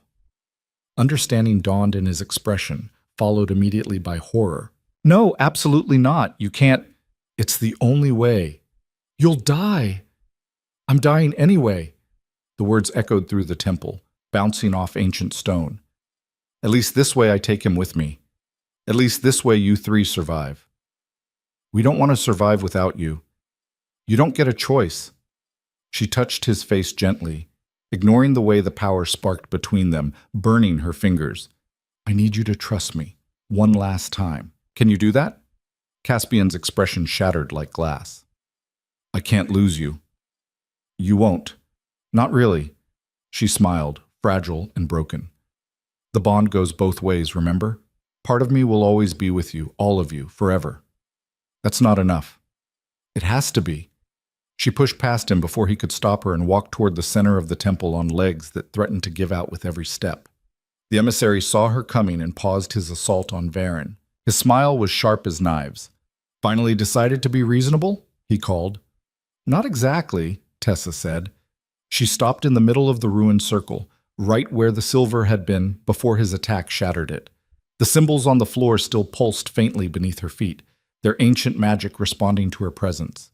Tessa closed her eyes, took one last breath, and then, for the first time since the power had entered her body all those weeks ago, she stopped fighting it completely. She let go. The power exploded outward in a wave of pure, uncontrolled energy that turned the entire temple into a second sun. The force of it drove everyone back, soldiers, titans, even the emissary with all his flames. The stones beneath Tessa's feet cracked and buckled, shattering into fragments. "Get them out!" she screamed to Caspian. "Get them out now!" She couldn't see if he obeyed, couldn't see anything except white light so bright it burned through her closed eyelids. The power consumed her from the inside out, turning flesh and bone into something else entirely, into pure magic, pure energy, pure destruction. It hurt worse than anything she'd ever felt in her life. And somewhere beneath the pain, she felt a wild, terrifying joy. The emissary's flames tried to fight back, tried to contain the explosion. She felt them press against her power like hands trying to hold back a tsunami. Felt them fail. Felt him scream. A sound of genuine shock and fear as her unleashed magic swallowed his carefully controlled fire like it was nothing more than a candle flame. Tessa heard stone cracking, heard the ceiling beginning to collapse, heard Caspian's roar, anguished and furious and already too far away to reach her. The bond between them stretched thin, thinner, like a rope being pulled from both ends. She felt Caspian on the other end, felt him fighting to hold on, felt him pouring everything he had into keeping that connection alive, even as the distance between them grew. "Hold on," she thought at him. "Please. Just hold on a little longer." But the power didn't care about bonds or love or desperate promises. It wanted out. It wanted to burn everything in its path until nothing remained but ash and memory. The last thing Tessa saw before her vision went completely white was the temple ceiling splitting apart, massive stones tumbling down like rain. The last thing she heard was Varen shouting her name, his voice breaking on the syllables. The last thing she felt was the bond snapping like an overstretched thread, the severed ends whipping back and leaving nothing but empty space where her mates had been. And then there was only light and fire and silence. Darkness came first, not the gentle darkness of sleep, the crushing, absolute darkness of being buried alive. Tessa floated in it, weightless and formless, unable to tell if she was breathing or if her heart was still beating or if she even had a body anymore. Maybe she didn't. Maybe the explosion had burned away everything physical and left only this: consciousness without form, awareness without sensation. Maybe this was death, but then pain arrived, sharp and insistent, and she knew she was still alive because the dead didn't hurt like this. Tessa tried to move and couldn't, tried to open her eyes and couldn't, tried to scream and managed only a weak rasp that died in her throat. She was trapped, buried under stone and rubble and her own burned-out magic. Panic clawed at the edges of her mind. Then she felt it. A pull, faint but unmistakable, coming from somewhere outside the darkness. The bond. Still there. Still connected, though it felt different now. Stretched thin, fragile, like spiderweb silk that would snap if she breathed wrong. But it was there, which meant they were alive. The thought gave her enough strength to try again. She focused on the bond, on Caspian's steady presence, Malik's wild energy, Varen's precise control, and pulled. Reached for them through the darkness, felt them reach back. The connection flared. Not bright, not strong, but enough. Enough to anchor her. Enough to remind her that she wasn't alone in the void. Tessa latched onto that feeling and dragged herself toward consciousness, hand over hand, fighting through layers of darkness that tried to pull her back down. When she finally broke through, the first thing she heard was screaming. Her eyes snapped open. She was lying on her back, staring up at a ceiling she didn't recognize. Stone, but different from the temple. Rougher, lower. Some kind of storage room or cellar. Torchlight flickered across the walls, casting dancing shadows. The screaming was coming from somewhere close. A man's voice, raw with agony.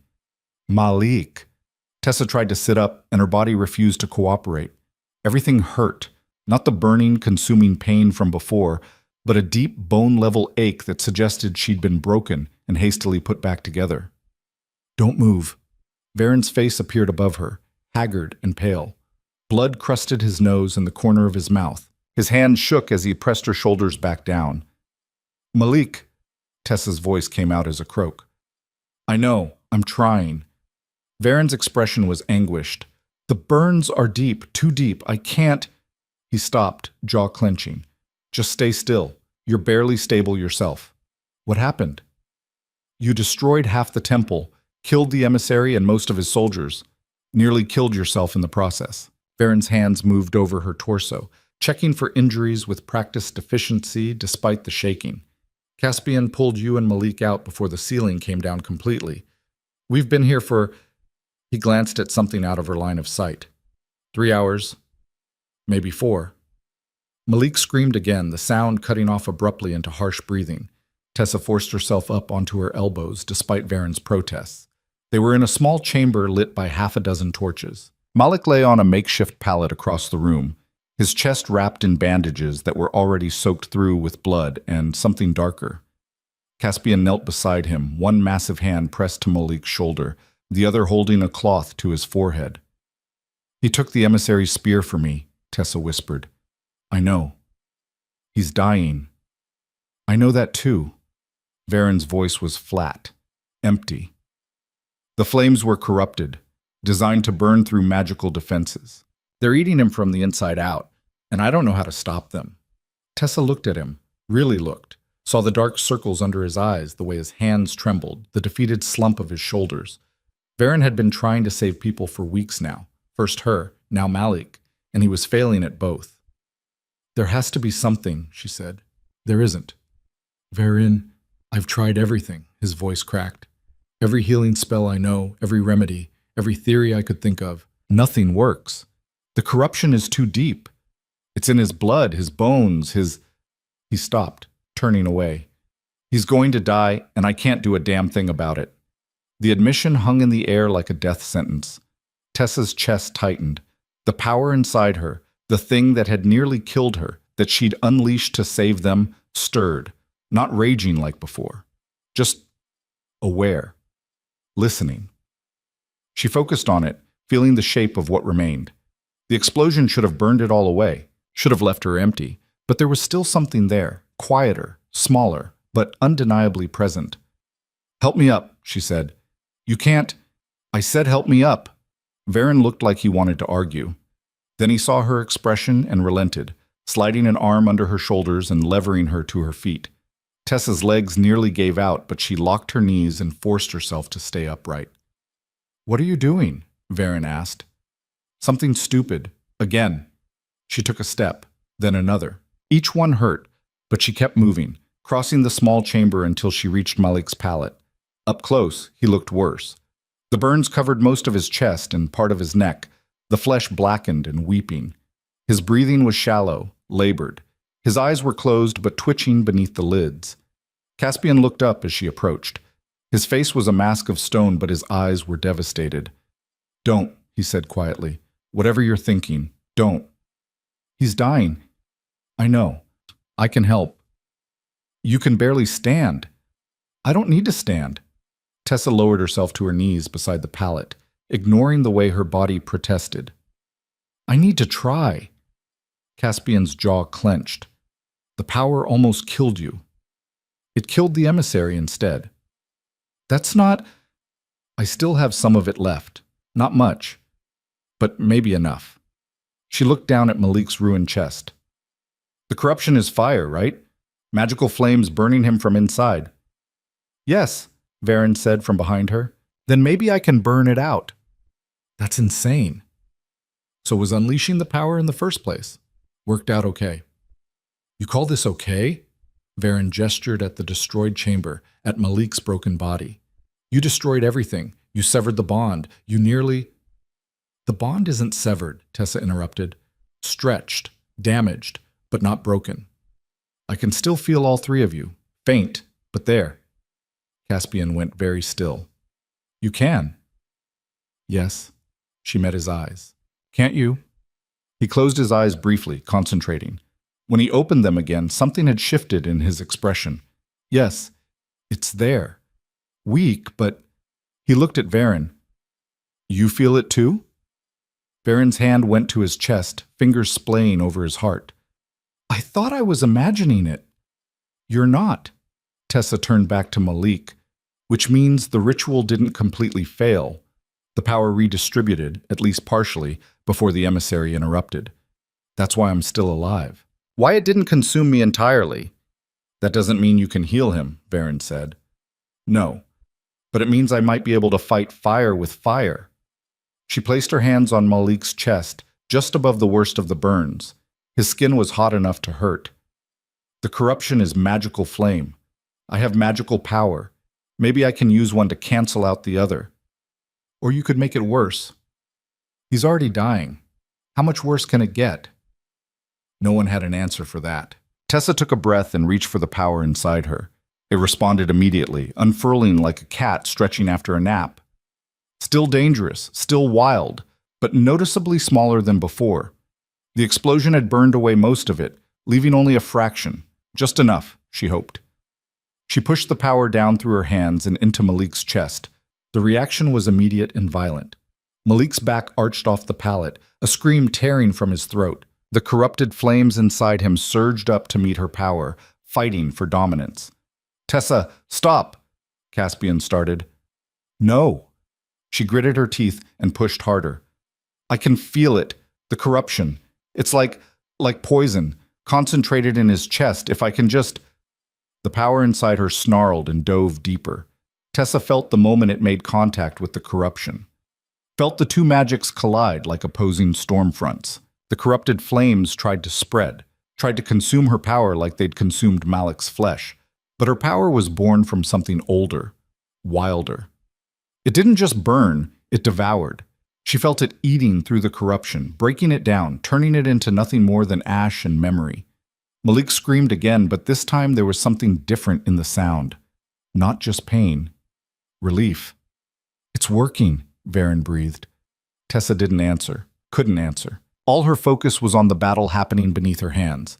Push. Pull. Burn away the corruption without burning Malik himself. It was like trying to perform surgery with a blowtorch, precise destruction in a body that couldn't afford any more damage. Sweat poured down her face.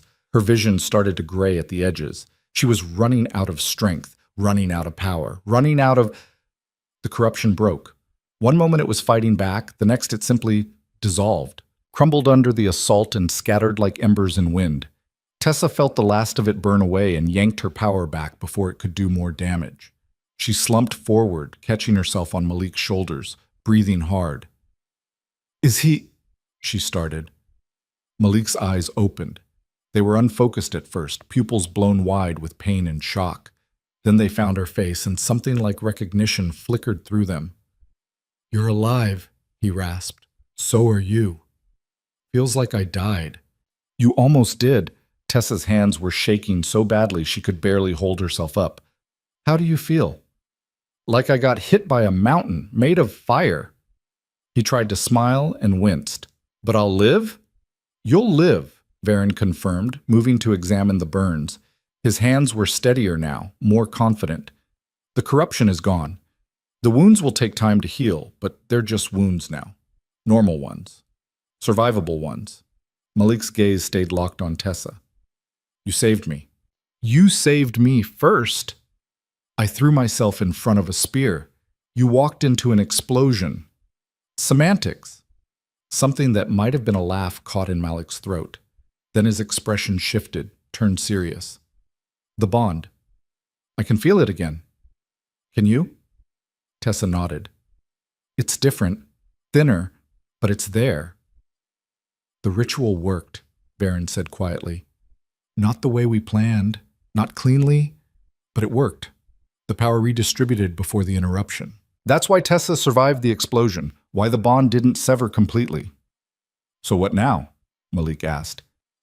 Now you rest, Caspian said, his voice rough. And heal. And we figure out what's left. What's left of what? Everything. Caspian looked around the small chamber. The temple is destroyed. Half the citadel is damaged. The Summer King's emissary is dead along with most of his soldiers, but that doesn't mean the Summer Court won't retaliate. We're vulnerable, weakened, and... He stopped, jaw working, and we almost lost you, both of you. The weight of it settled over them like a shroud. They'd survived, but barely. And the cost had been steep. Tessa felt exhaustion pulling at her, dragging her down toward unconsciousness. She tried to fight it, but her body had other ideas. The last thing she remembered was Caspian catching her as she fell, his arms solid and warm around her. Then darkness again. But this time, the bond hummed beneath it all, quiet and steady and real. This time, she wasn't alone. She woke to sunlight, real sunlight, streaming through a window she didn't recognize. Tessa blinked against it, disoriented, trying to piece together where she was. A bedroom, small but well-appointed, clean sheets that smelled like lavender, stone walls covered with tapestries. Definitely not the cellar. She sat up slowly, testing her body. Everything ached, but it was manageable. The burning, consuming pain was gone. In its place was just regular pain, the kind that came from being injured and surviving. She'd take it. The door opened and a young woman entered carrying a tray. She froze when she saw Tessa awake. "Your Majesty," she said, dropping into a hasty curtsy that nearly upset the tray. "I'll fetch the healers." "Wait!" Tessa's voice came out stronger than expected. "Where am I?" "The East Wing, Your Majesty. Lord Caspian had you moved here yesterday after you stabilized." "Yesterday? How long have I been asleep?" "2 days, Your Majesty." 2 days? Tessa's stomach dropped. "And the others? Malik? Varen? Caspian?" "Lord Malik is recovering. Lord Varen is in his laboratory. Lord Caspian is—" She hesitated. "Dealing with the council." Something in her tone made Tessa tense. "What happened?" "I'm not sure I should—" "Tell me." The woman shifted uncomfortably. "There's been unrest since the temple. Some of the council members are saying the explosion was too dangerous, that you're too dangerous. They're calling for—" She stopped. "For what?" "For the bond to be broken. Officially. Before anyone else gets hurt." The words hit like a physical blow. Tessa threw off the covers and stood, ignoring the way her legs trembled. "Where's the council meeting?" "Your Majesty, you should rest." "Where?" "The throne room, but you can't—" Tessa was already moving. She grabbed a robe from a hook near the door and wrapped it around herself as she walked. Her bare feet slapped against cold stone. She probably looked like death, but she didn't care. If they thought she was going to lie in bed while they debated severing her bond, they were about to learn otherwise. The walk to the throne room felt endless. Servants pressed themselves against walls as she passed, their eyes wide. Guards stationed at corners looked uncertain whether to stop her or salute. She ignored them all. The throne room doors were closed when she reached them. Voices leaked through, raised and angry. Tessa didn't bother knocking. She shoved the doors open hard enough to make them bang against the walls and strode inside. The conversation cut off abruptly. Caspian stood at the center of the dais, flanked by empty thrones. Below him the council sat in their semicircle, Eris with his sharp features, Marin with her blade smile, Thorn looking uncomfortable. A dozen others Tessa didn't know well. They all turned to stare at her. "Your Majesty," Eris said after a beat, "we weren't expecting you. Clearly—" Tessa walked down the center aisle, her chin high despite the way her heart hammered. "What's this I hear about breaking the bond?" Silence. "Well?" She reached the dais and climbed the steps, positioning herself beside Caspian. "Someone want to explain?" Marin cleared her throat delicately. "Your Majesty, we're simply concerned for the safety of the Citadel. The explosion—" "Saved all of you," Tessa interrupted. "The emissary was here to take me to the Summer King. He would have killed anyone who tried to stop him. Instead, I stopped him, permanently." "At great cost," Eris said. "The temple is destroyed. Half the lower citadel is damaged, and you nearly died in the process." "But I didn't. This time." His gaze was sharp. "What about next time? What happens when another enemy comes? When the power inside you destabilizes again? How many more explosions can the citadel survive?" "The power is stable now," Caspian said, his voice hard. "The ritual worked. Tessa is no longer in danger." "With respect, my lord, we don't know that. We've seen no proof." "The proof is standing in front of you." Varen's voice came from the doorway. He walked in looking exhausted but determined, Malik leaning on his shoulder. Malik's chest was wrapped in fresh bandages and he moved stiffly, but he was upright. The bond has stabilized. The power has redistributed. Tessa is not a threat to this citadel. She destroyed half of it, saving it from an invading force, Varen cut in. Or did you all forget about the 50 soldiers at our gates? About the emissary who could have killed every person in this room without breaking a sweat? Murmurs rippled through the council. The Summer King sent his emissary to test us, Caspian continued, to see if we were weak enough to conquer. Tessa proved we're not. She proved the bond makes us stronger, not weaker. At what cost? Marin pressed. How many people have to die proving it? The only people who died were our enemies, Malik said. His voice was rough but steady.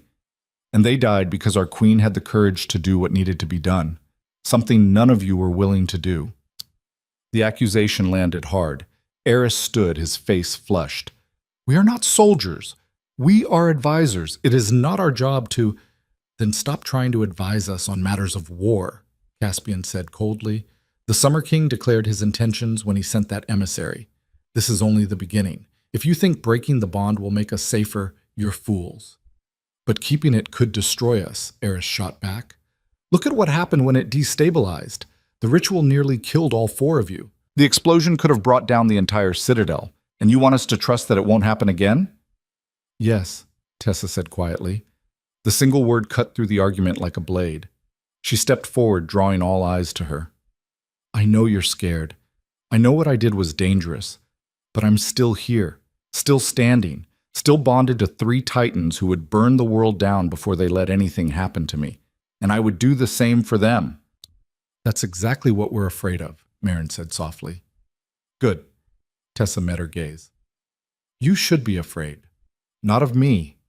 Of what happens if you try to tear us apart, because I won't survive it, and neither will they. The bond isn't something you can just sever like cutting a rope. It's woven into everything we are. Breaking it would kill us all. You don't know that. I do.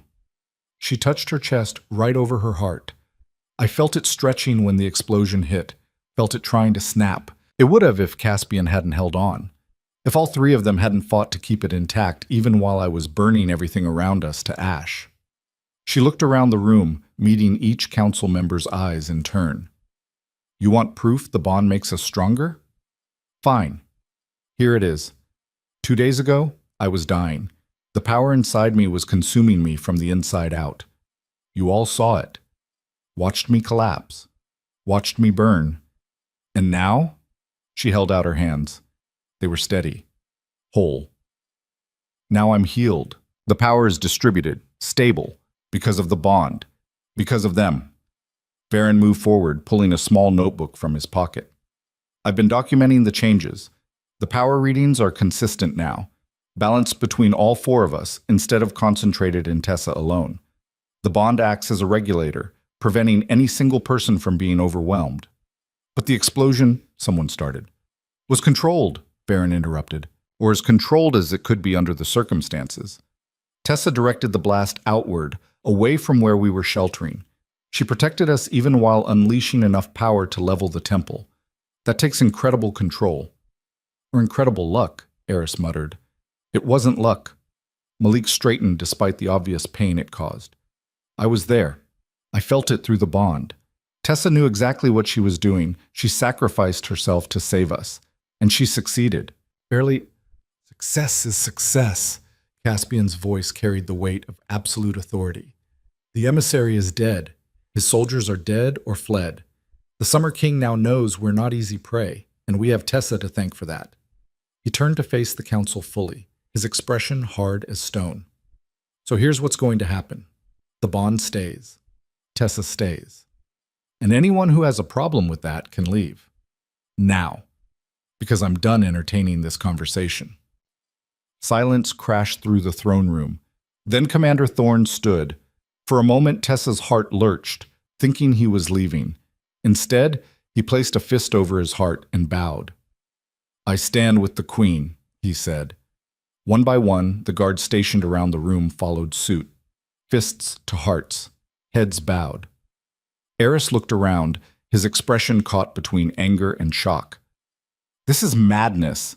No, Tessa said. This is loyalty, something you might want to consider. His face went red, but he sat down without another word. Marin stood more slowly, her expression unreadable. If the bond destabilizes again, it won't, Varen said firmly. But if it does? Then we handle it, Caspian said. Together, as we should have from the beginning. Marin studied them for a long moment. Then she inclined her head. Very well. I will trust your judgment, for now.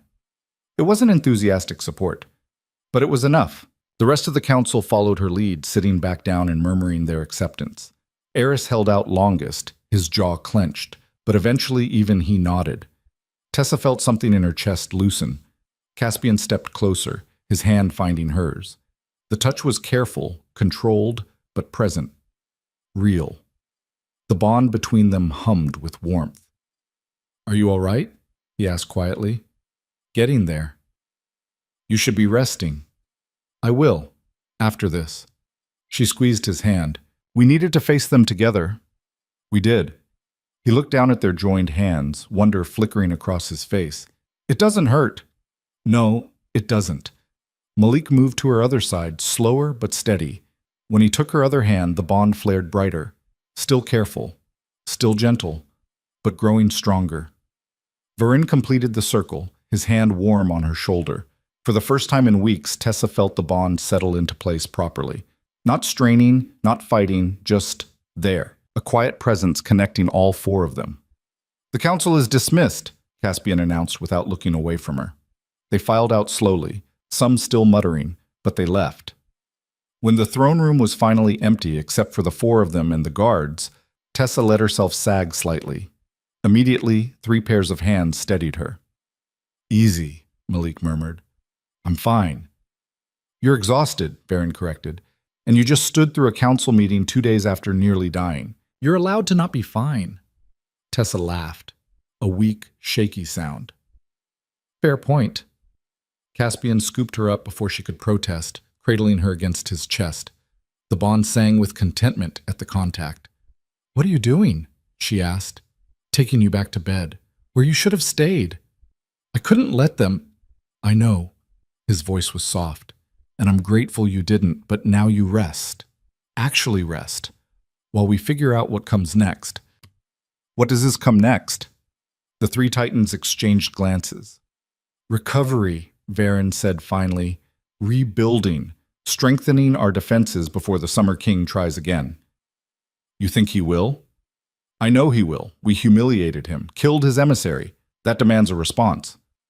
But not today, Caspian said. Today, we rest. Tomorrow, we plan. Agreed? Tessa nodded against his chest, too tired to argue. As Caspian carried her back through the citadel, Malik and Varen flanking them, Tessa felt the bond pulse with something that felt almost like peace. They'd survived. The power was stable. The bond was intact. And for the first time since this whole nightmare began, she could touch her mates without screaming. It wasn't perfect. Nothing was. The citadel was damaged. Enemies still waited beyond the walls. The council's support was fragile at best. But they were alive. Together. And that was enough. For 3 days, nothing happened. Tessa recovered in the East Wing while the citadel held its breath. Healers came and went, checking her vitals, murmuring their approval at her progress. Servants brought food she barely touched, and the 3 titans took turns sitting with her, never leaving her alone for more than a few minutes. The bond between them grew stronger each day, steadier. What had been a fragile thread stretched to breaking was becoming something solid again. She could feel them even when they weren't in the room. Caspian's steady presence like bedrock, Malik's restless energy, Varen's focused intensity. It should have been comforting. Instead, it made her restless. On the 4th day, Tessa woke before dawn and decided she was done being an invalid. She dressed herself, slowly, carefully, but without help, and made her way to the gardens. The damage from the explosion was visible even here. Vines that had grown wild during her illness were now withered and brown. Flowers that had bloomed in violent excess lay scattered across the paths like discarded petals. The whole place looked like it was mourning. Tessa understood the feeling. She found a stone bench near the center and sat, watching the sky lighten from black to gray to gold. The air was cold enough to make her breath fog, but she welcomed it. Anything was better than the suffocating warmth of her chambers. "You're up early." Tessa didn't turn. She'd felt Malik approaching through the bond before he spoke. "Couldn't sleep." "Same." He sat beside her, moving stiffly. The burns were healing, but still painful. "Mind company?" "Depends." "Are you going to tell me to go back to bed?" "Would it work if I did?" "Not even slightly." Malik smiled. "Then no. I'm just going to sit here and enjoy the quiet." They sat in silence as the sun crept over the walls. Birds began to sing in the damaged gardens. Somewhere in the distance, guards called the watch change. The normalcy of it felt strange after weeks of chaos. "Do you regret it?" Tessa asked finally. "Regret what?" "Taking that spear, almost dying, all of it." Malik was quiet for a moment. When he spoke, his voice was thoughtful. "No. Do you?" "I don't know." Tessa pulled her knees up, wrapping her arms around them. "I saved everyone, stopped the emissary, proved the bond could work. But I also destroyed half the citadel and nearly killed myself in the process, so I'm not sure if I'm a hero or just lucky." "You're both, and neither." Malik leaned back, his eyes on the sky. "You did what you had to do, what none of the rest of us were willing to risk. That's not heroism, it's just survival." "Doesn't feel like survival." "It never does. Not at first." He glanced at her. "Give it time. Eventually the fear fades, and all that's left is the knowledge that you're still here, still breathing, still fighting." Tessa rested her chin on her knees. "What if the Summer King comes back? What if we have to do it all over again? Then we do it together. No more martyrdom, no more sacrifices. We fight as a unit, or we don't fight at all." "You can't promise that." "I can try." Malik's expression was serious. "And I can make sure the others understand it too. We're stronger together. The explosion proved that. Your power alone would have killed you, but distributed through all four of us, it became manageable, controllable. That's what we need to remember." The simple honesty of it made her throat tight. They sat together until the sun was fully risen and the citadel began to wake around them. Servants appeared on the paths carrying baskets and tools. Guards changed positions on the walls. Life continued, stubborn and persistent, despite everything that had tried to snuff it out. Then Malik stood with a wince and offered his hand. "Come on! Varen will have my head if he finds out I let you sit in the cold this long." Tessa took his hand and let him pull her up.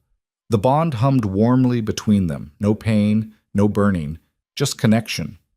She still wasn't entirely used to it, this ability to touch her mates without screaming, but she was learning to trust it. They made it halfway back to the east wing before the horns sounded. 3 sharp blasts that echoed across the citadel like a scream. Tessa's blood ran cold. She knew that signal. Everyone did. Enemy at the gates. Malik cursed and started running despite the obvious pain it caused. Tessa ran after him, her heart hammering against her ribs.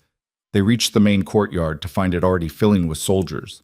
Caspian stood at the center, barking orders, his expression grim. Varen was racing down from the upper levels, his face pale. "What's happening?" Tessa called. Caspian turned. For a moment she thought he'd tell her to go hide, to retreat to safety while the men handled things. Instead he said, "The Summer King himself is here, with an army." The words hit like stones. "How many?" Malik asked, breathing hard. "Scouts say 500, maybe more. They're arrayed across the plains just outside arrow range." "That's not an advance force," Varen said, arriving at Caspian's side. "That's a siege army." "Or a statement." Caspian's jaw clenched. "They're not attacking, just waiting." "For what?" "For us to surrender, probably." He looked at Tessa, and she saw something flicker in his eyes. Fear, maybe. Or resignation. "Or for us to hand you over." Tessa's stomach dropped. "Me?" "The emissary was the Summer King's favorite, his right hand. You killed him. This is personal now. So what do we do?"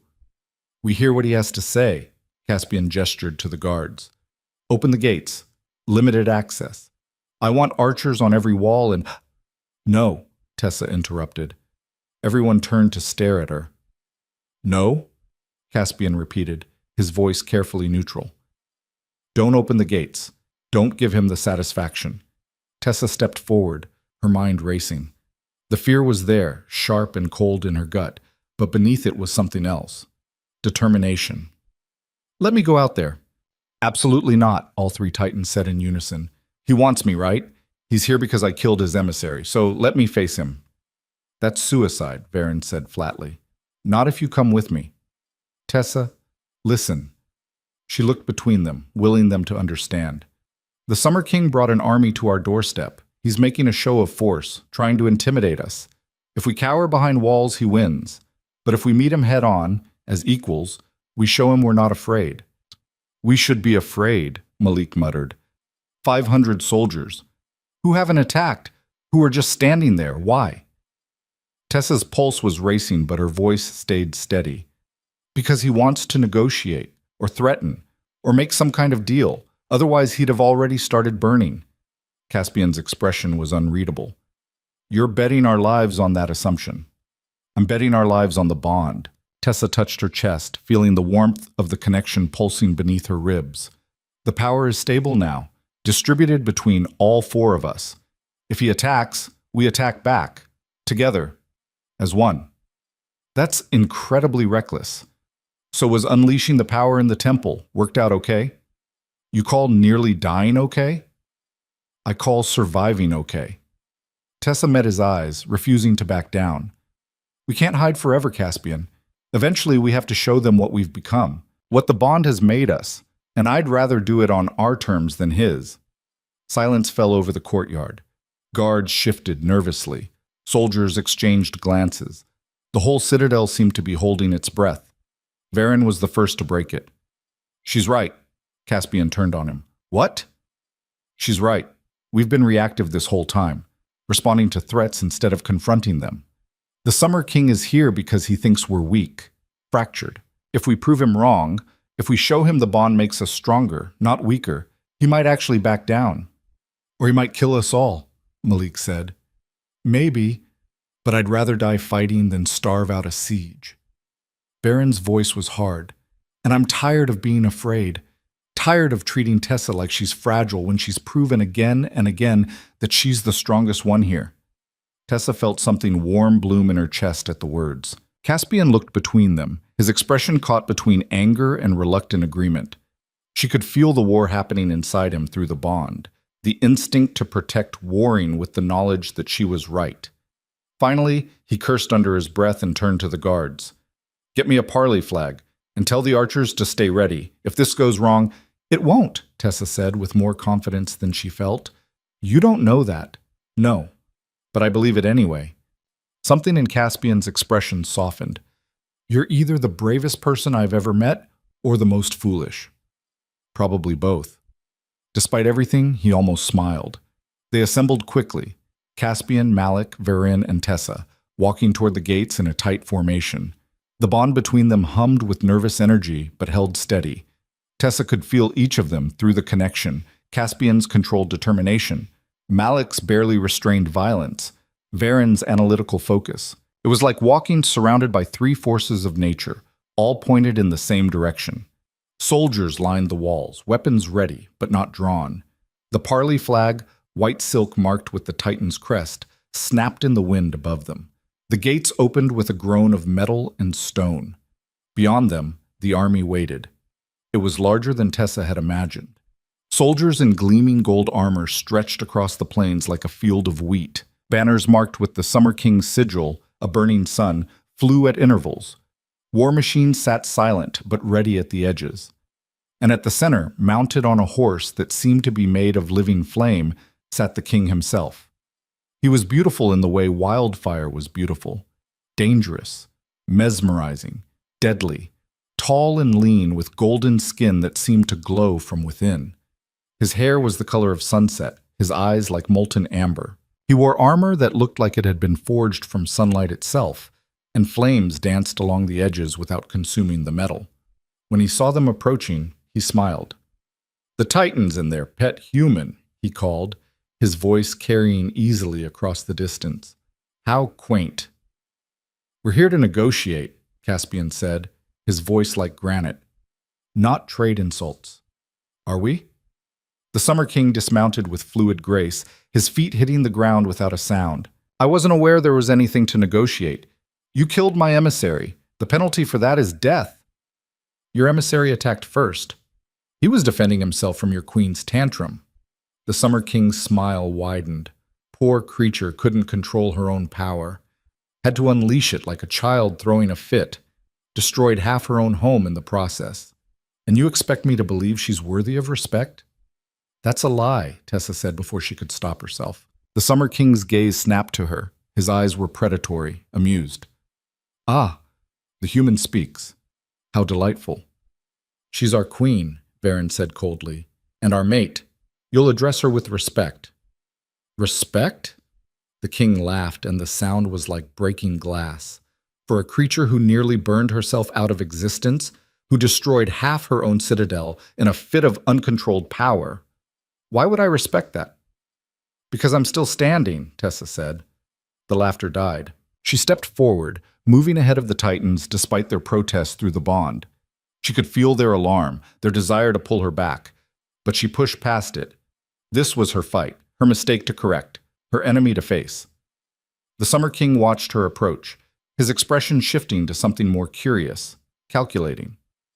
You're either very brave or very stupid, he said. I've been told that before. And yet you continue to walk toward your death. Fascinating.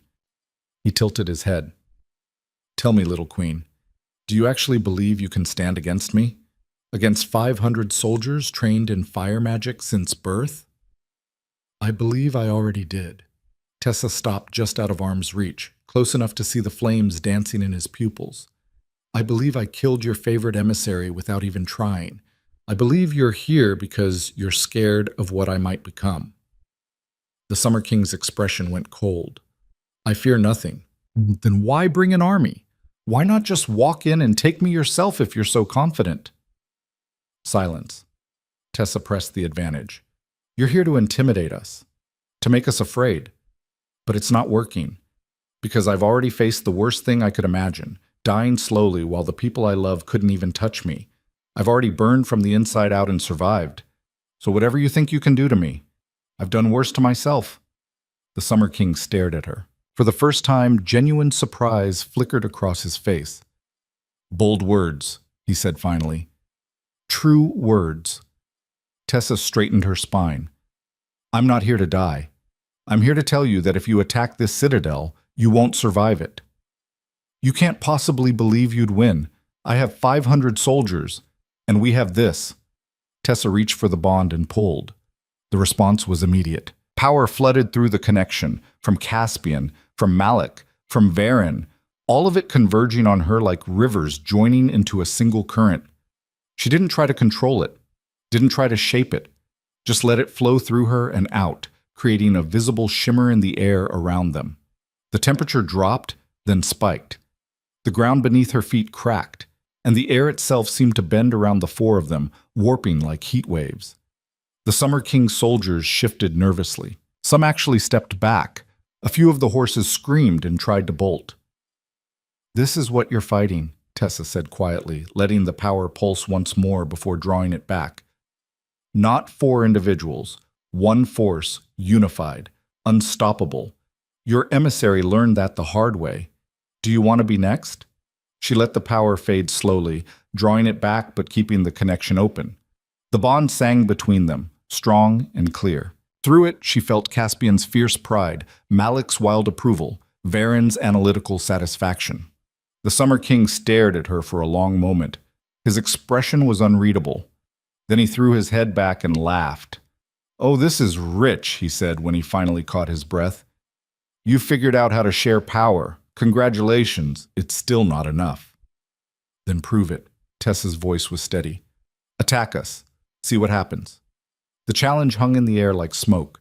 The Summer King's smile faded. He studied her with eyes that burned like coals, looking for weakness, for fear, for any crack in her armor. Tessa stared back and refused to blink. You're bluffing, he said finally. Am I? You have to be. No human could channel that much power without burning out. I've seen it tried. They always break. I'm not just human anymore. Tessa touched her chest, right over her heart. The bond changed me. Changed all of us. Or something new now, something you've never faced before, something that doesn't break. That's not possible. Neither was breaking a 1,000-year curse. Neither was surviving an explosion that should have killed me. Neither was healing corruption that should have eaten Malik alive from the inside out. Tessa took another step forward, closing the distance between them to barely an arm's length. You came here expecting to find us weak, broken, easy prey. But we're not. We're stronger than ever, and we're not afraid of you. The Summer King's expression went dangerous. You should be. Why? Because you have numbers? Because your magic burns hot? Tessa shook her head. You lost your emissary because he underestimated me. He thought I was just a dying human clinging to power I couldn't control. He was wrong. Don't make the same mistake. For a moment, she thought he might actually attack. Saw his hand move toward the weapon at his belt. Saw flames begin to dance along his fingers, brighter and hotter than before. Then Caspian was there, moving to stand beside her with the fluid grace of something ancient and deadly, followed by Malik, his posture aggressive despite the still healing burns. Then Varen, his eyes cold and calculating. The four of them in a line, united, unbreakable. The bond flared bright enough that even the Summer King soldiers could probably feel it, a pulse of raw power that made the air taste like lightning and copper. You want her? Caspian's voice was granite and ice. You go through us first, all of us, at once. And you won't survive it, Malik added, his smile sharp as broken glass. We've already proven what we can do when pushed, Varen said. Test us again and you'll get the same result. Or worse. The Summer King looked at them, really looked. Saw the way they stood together, the way the power flowed between them like water finding its level, the absolute certainty in their stance. Saw four beings who'd been broken separately and forged together into something stronger than the sum of their parts. And for the first time, doubt flickered across his face. This isn't over, he said finally, his voice tight. It is for today, Tessa replied. The Summer King held her gaze for another long moment. She could see him weighing options, calculating odds, trying to decide if his pride was worth the potential cost. Then he turned and mounted his horse in one smooth motion, flames trailing from his armor. Withdraw, he called to his army. My king! One of his generals started, spurring forward. I said withdraw. His voice cracked like a whip, leaving no room for argument. The army began to move. Slowly at first, uncertain, then faster as the order filtered through the ranks. They pulled back across the plains like a retreating tide, armor glinting in the morning sun. Within minutes, they were nothing but dust on the horizon. The Summer King remained a moment longer, his flame horse pawing the ground. You've made an enemy today, little queen, he said. You made one first when you sent your emissary to threaten me and my mates. He smiled, sharp and cold as winter ice. Fair point. Until next time, then. There won't be a next time. Won't there? His smile widened. You've won a battle, congratulations. But the war? That's just beginning, and next time I'll come prepared. He wheeled his horse and rode after his army, flames trailing in his wake like a comet's tail. Tessa watched him go, her heart pounding so hard she thought it might crack a rib. Her hands were shaking. Her legs felt like water. The adrenaline that had carried her through the confrontation was draining away, leaving only exhaustion in its wake. When he was finally out of sight, her legs gave out. Caspian caught her before she hit the ground, sweeping her up against his chest. Easy, he murmured. I've got you. Did that actually work? Tessa's voice shook. Did he really just leave? It worked, Varen said, sounding stunned. He backed down. Because you scared him, Malik added, something like awe in his voice. You looked him in the eye and called his bluff, and he blinked first. I wasn't sure he was bluffing. Neither was I, Caspian admitted, but it doesn't matter now. He's gone, and he knows we're not easy prey, that we'll fight back with everything we have. Tessa let herself sag against him, exhaustion crashing over her like a wave. Can we go inside now, before I pass out? Already on it. He carried her back through the gates to cheering. The soldiers on the walls were shouting, banging weapons against shields in celebration. The courtyard erupted in sound as people realized what had just happened. that the Summer King himself had retreated without a single arrow fired. Tessa barely registered any of it. She was too busy focusing on the bond, on the way it had held steady through the entire confrontation, on the way the power had answered when she called without trying to consume her or burn her alive. They'd done it, actually done it, proven the bond worked, proven they were stronger together, proven she wasn't a liability but an asset, a weapon, a queen. Caspian carried her all the way to the throne room, his steps sure and steady. He set her down gently on one of the massive thrones, his throne, the one carved from black stone, and knelt in front of her so they were eye level. "Are you all right?" he asked. "I will be." Tessa touched his face, marveling at the fact that she could without pain, without fear. "We all will be." Malik and Varen joined them, completing the circle. For a moment they just stood there, connected through the bond, feeling the aftermath of adrenaline and fear and triumph washing through them in waves. "That was insane," Malik said finally. "Completely," Varen agreed. "But effective," Tessa added. Caspian laughed, a real laugh, surprised and relieved and maybe a little bit broken. "You're going to give me gray hair. You're immortal. You'll recover." "I'm not so sure about that anymore." Tessa smiled and pulled all three of them closer, letting the bond wrap around them like a blanket. Physical touch, emotional connection, and magical power all woven together into something that felt like home. "We did it. We actually did it." "We did," Caspian agreed. "Because of you. Because of all of us." "No." His expression was serious now, his eyes holding hers. "Because you had the courage to stand up when everyone else wanted to hide. You saved us, Tessa. Again. You saved me first. All of you. When I was burning out, when I couldn't control the power, you held on to the bond even when it hurt, even when it would have been easier to let go." "We couldn't let go," Malik said quietly. "Not of you. Never of you." "We tried," Varen added with a wry smile. "Didn't work. You're stuck with us now." The bond pulsed with warmth and certainty and something that felt dangerously close to joy. Tessa felt tears prick her eyes. "I love you, all three of you, even when you drive me crazy, even when you're overprotective and stubborn and impossible." "The feeling is mutual," Caspian said. "Absolutely," Malik agreed. "Without question," Varen finished. They stayed like that as the Citadel celebrated around them, wrapped in each other and the bond that had nearly destroyed them, but ultimately made them whole. The future was uncertain. The Summer King would return. Other enemies would come, but for now, in this moment, they were together, alive, victorious. And that was enough. The days that followed were a blur of reconstruction and reestablishment.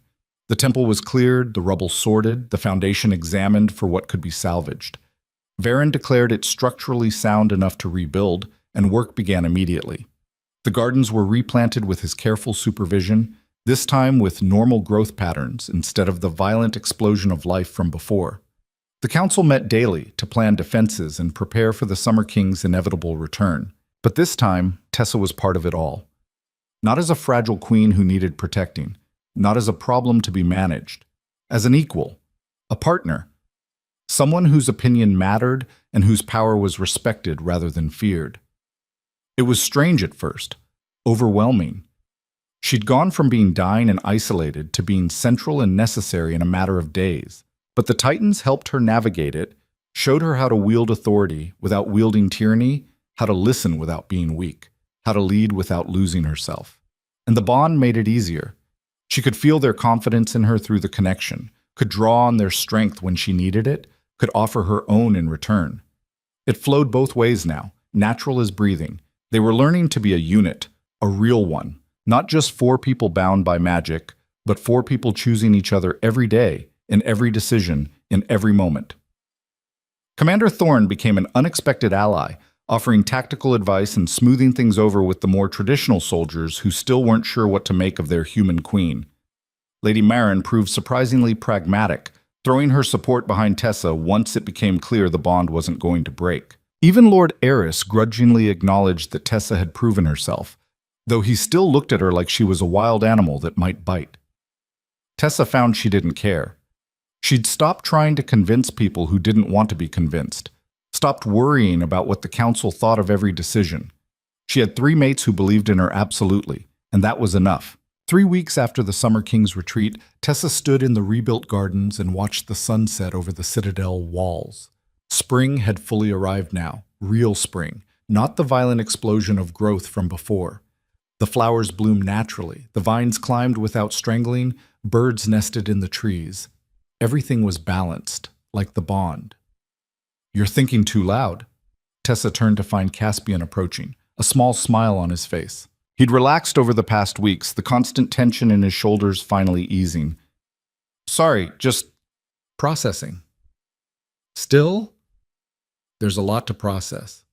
She gestured at the gardens, the citadel, everything. "A month ago I was dying, burning from the inside out, unable to touch any of you without screaming. Now I'm helping plan military defenses and sitting in council meetings and—" She stopped. "It's a lot." "It is." Caspian stopped beside her, close enough that their shoulders brushed. "But you're handling it well." "I'm faking it well." "Same thing when you're a queen," Tessa laughed. "Is it?" "Absolutely." He paused, his expression turning more serious. "Can I ask you something?" "Always." "Do you regret it? Any of it? Breaking the curse, binding yourself to us, nearly dying repeatedly, becoming something you never planned to be?" Tessa considered the question seriously, turning it over in her mind. A month ago, she would have said yes without hesitation, would have given anything to go back to being normal, human, safe, alone. Now? "No," she said. "I don't regret it." "Even though it nearly killed you?" "Even then." She looked up at him, meeting his eyes. "Because it also gave me you, all 3 of you, and the power to stand against people who would have destroyed us. And a purpose bigger than just surviving day to day." Caspian's expression softened in a way that made her chest ache. "You're remarkable." "I'm stubborn." "That too. It's one of your best qualities." He reached for her hand slowly, still careful despite weeks of successful contact. When she didn't pull away, his fingers laced with hers. The bond hummed with warmth but no pain.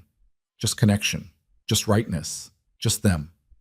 They stood together as the sun bled red across the horizon, painting the citadel in shades of amber and gold. Somewhere in the gardens, she could hear Malik laughing at something Varen said. Could feel them both through the bond, warm and alive and real. "What happens next?" Tessa asked. "We prepare. Train. Strengthen the bond even more. The Summer King will come back eventually. When he does, we'll be ready. And until then? Until then, we live." Caspian squeezed her hand. "We rebuild. We grow. We figure out what it means to be what we've become." "And what's that?" He smiled. "Something new. Something the world has never seen before. 4 beings bound by choice and power and love, stronger together than any of us could be alone." "That sounds terrifying." "It should. We're terrifying." His smile widened. "But we're also unbreakable, and that's what matters." Tessa laughed and leaned into him, letting his solid warmth anchor her. "I can live with that." Malik and Varen found them as full dark fell, drawn by the bond or instinct or both. They gathered in the garden, 4 people who shouldn't have survived, shouldn't have bonded, shouldn't have worked, and watched the stars come out one by one. "I have something for you," Varen said suddenly. He pulled a small box from his pocket and opened it with careful fingers. Inside lay 4 rings, simple bands of twisted metal that seemed to shimmer in the starlight, catching and reflecting the moon like captured water. "What are these?" Tessa asked, her breath catching. "Bond rings. I've been working on them for weeks." Varen's expression was almost shy, which was strange on him. "They're keyed to our bond. If one of us is in danger, the others will know, feel it, no matter how far apart we are or what's happening." "You made these?" Malik sounded awed. "I had a lot of time while you were all recovering, and I needed something tangible, something real." Varen pulled out one of the rings and held it up to the light. "They're not necessary. The bond works fine without them. But I thought a symbol, something we could see and touch, something that proves this is real." Tessa took the ring he offered. It was warm to the touch, humming faintly with contained magic. She could feel the spell woven through it, complex and elegant, designed to strengthen what they already had rather than create something new. She slipped it onto her finger and felt the bond flare in response, stronger and clearer than ever. It was like someone had turned up the volume on a song she'd been straining to hear. One by one, the others put on their rings, Caspian's on his right hand, Malik's on his left, Varen on his right, matching Caspian. The bond between them brightened, solidified, became something they could almost see shimmering in the air like heat waves. "Perfect fit," Malik said, examining his ring with something like wonder. "I'm good at what I do," Varen replied, but there was warmth in his voice. Caspian studied his own ring, then looked at Tessa. The expression on his face was soft, vulnerable. "What do you think?" "I think it's perfect." She held up her hand, watching the ring catch the starlight. "All of this. You, us, it's perfect." "Nothing's perfect," Malik corrected gently. "We're all broken in different ways." "No, but it's ours. And that's enough." Tessa looked at each of them in turn. More than enough. They stood together as night deepened around them, bound by magic and choice and something stronger than either. The citadel rose behind them, damaged but standing. The world waited beyond the walls, full of threats and challenges and enemies who would test them again and again. But for now, in this moment, they were whole. 4 broken pieces that had somehow fit together into something unbreakable.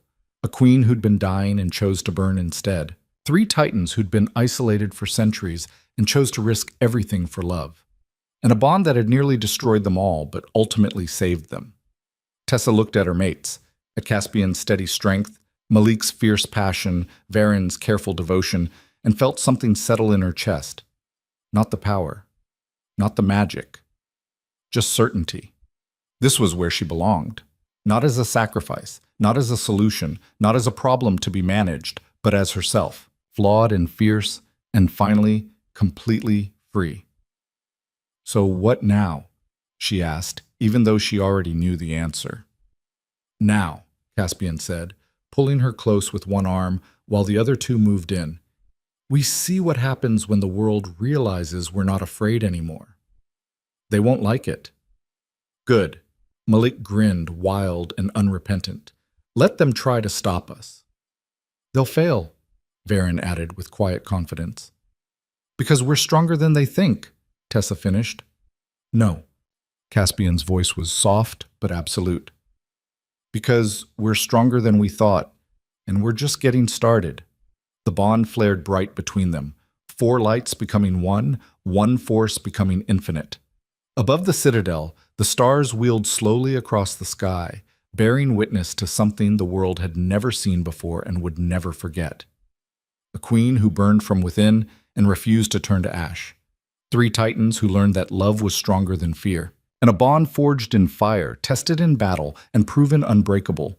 Together, they would reshape the world. Or burn it down trying. Either way, they'd do it together. And that was all that mattered.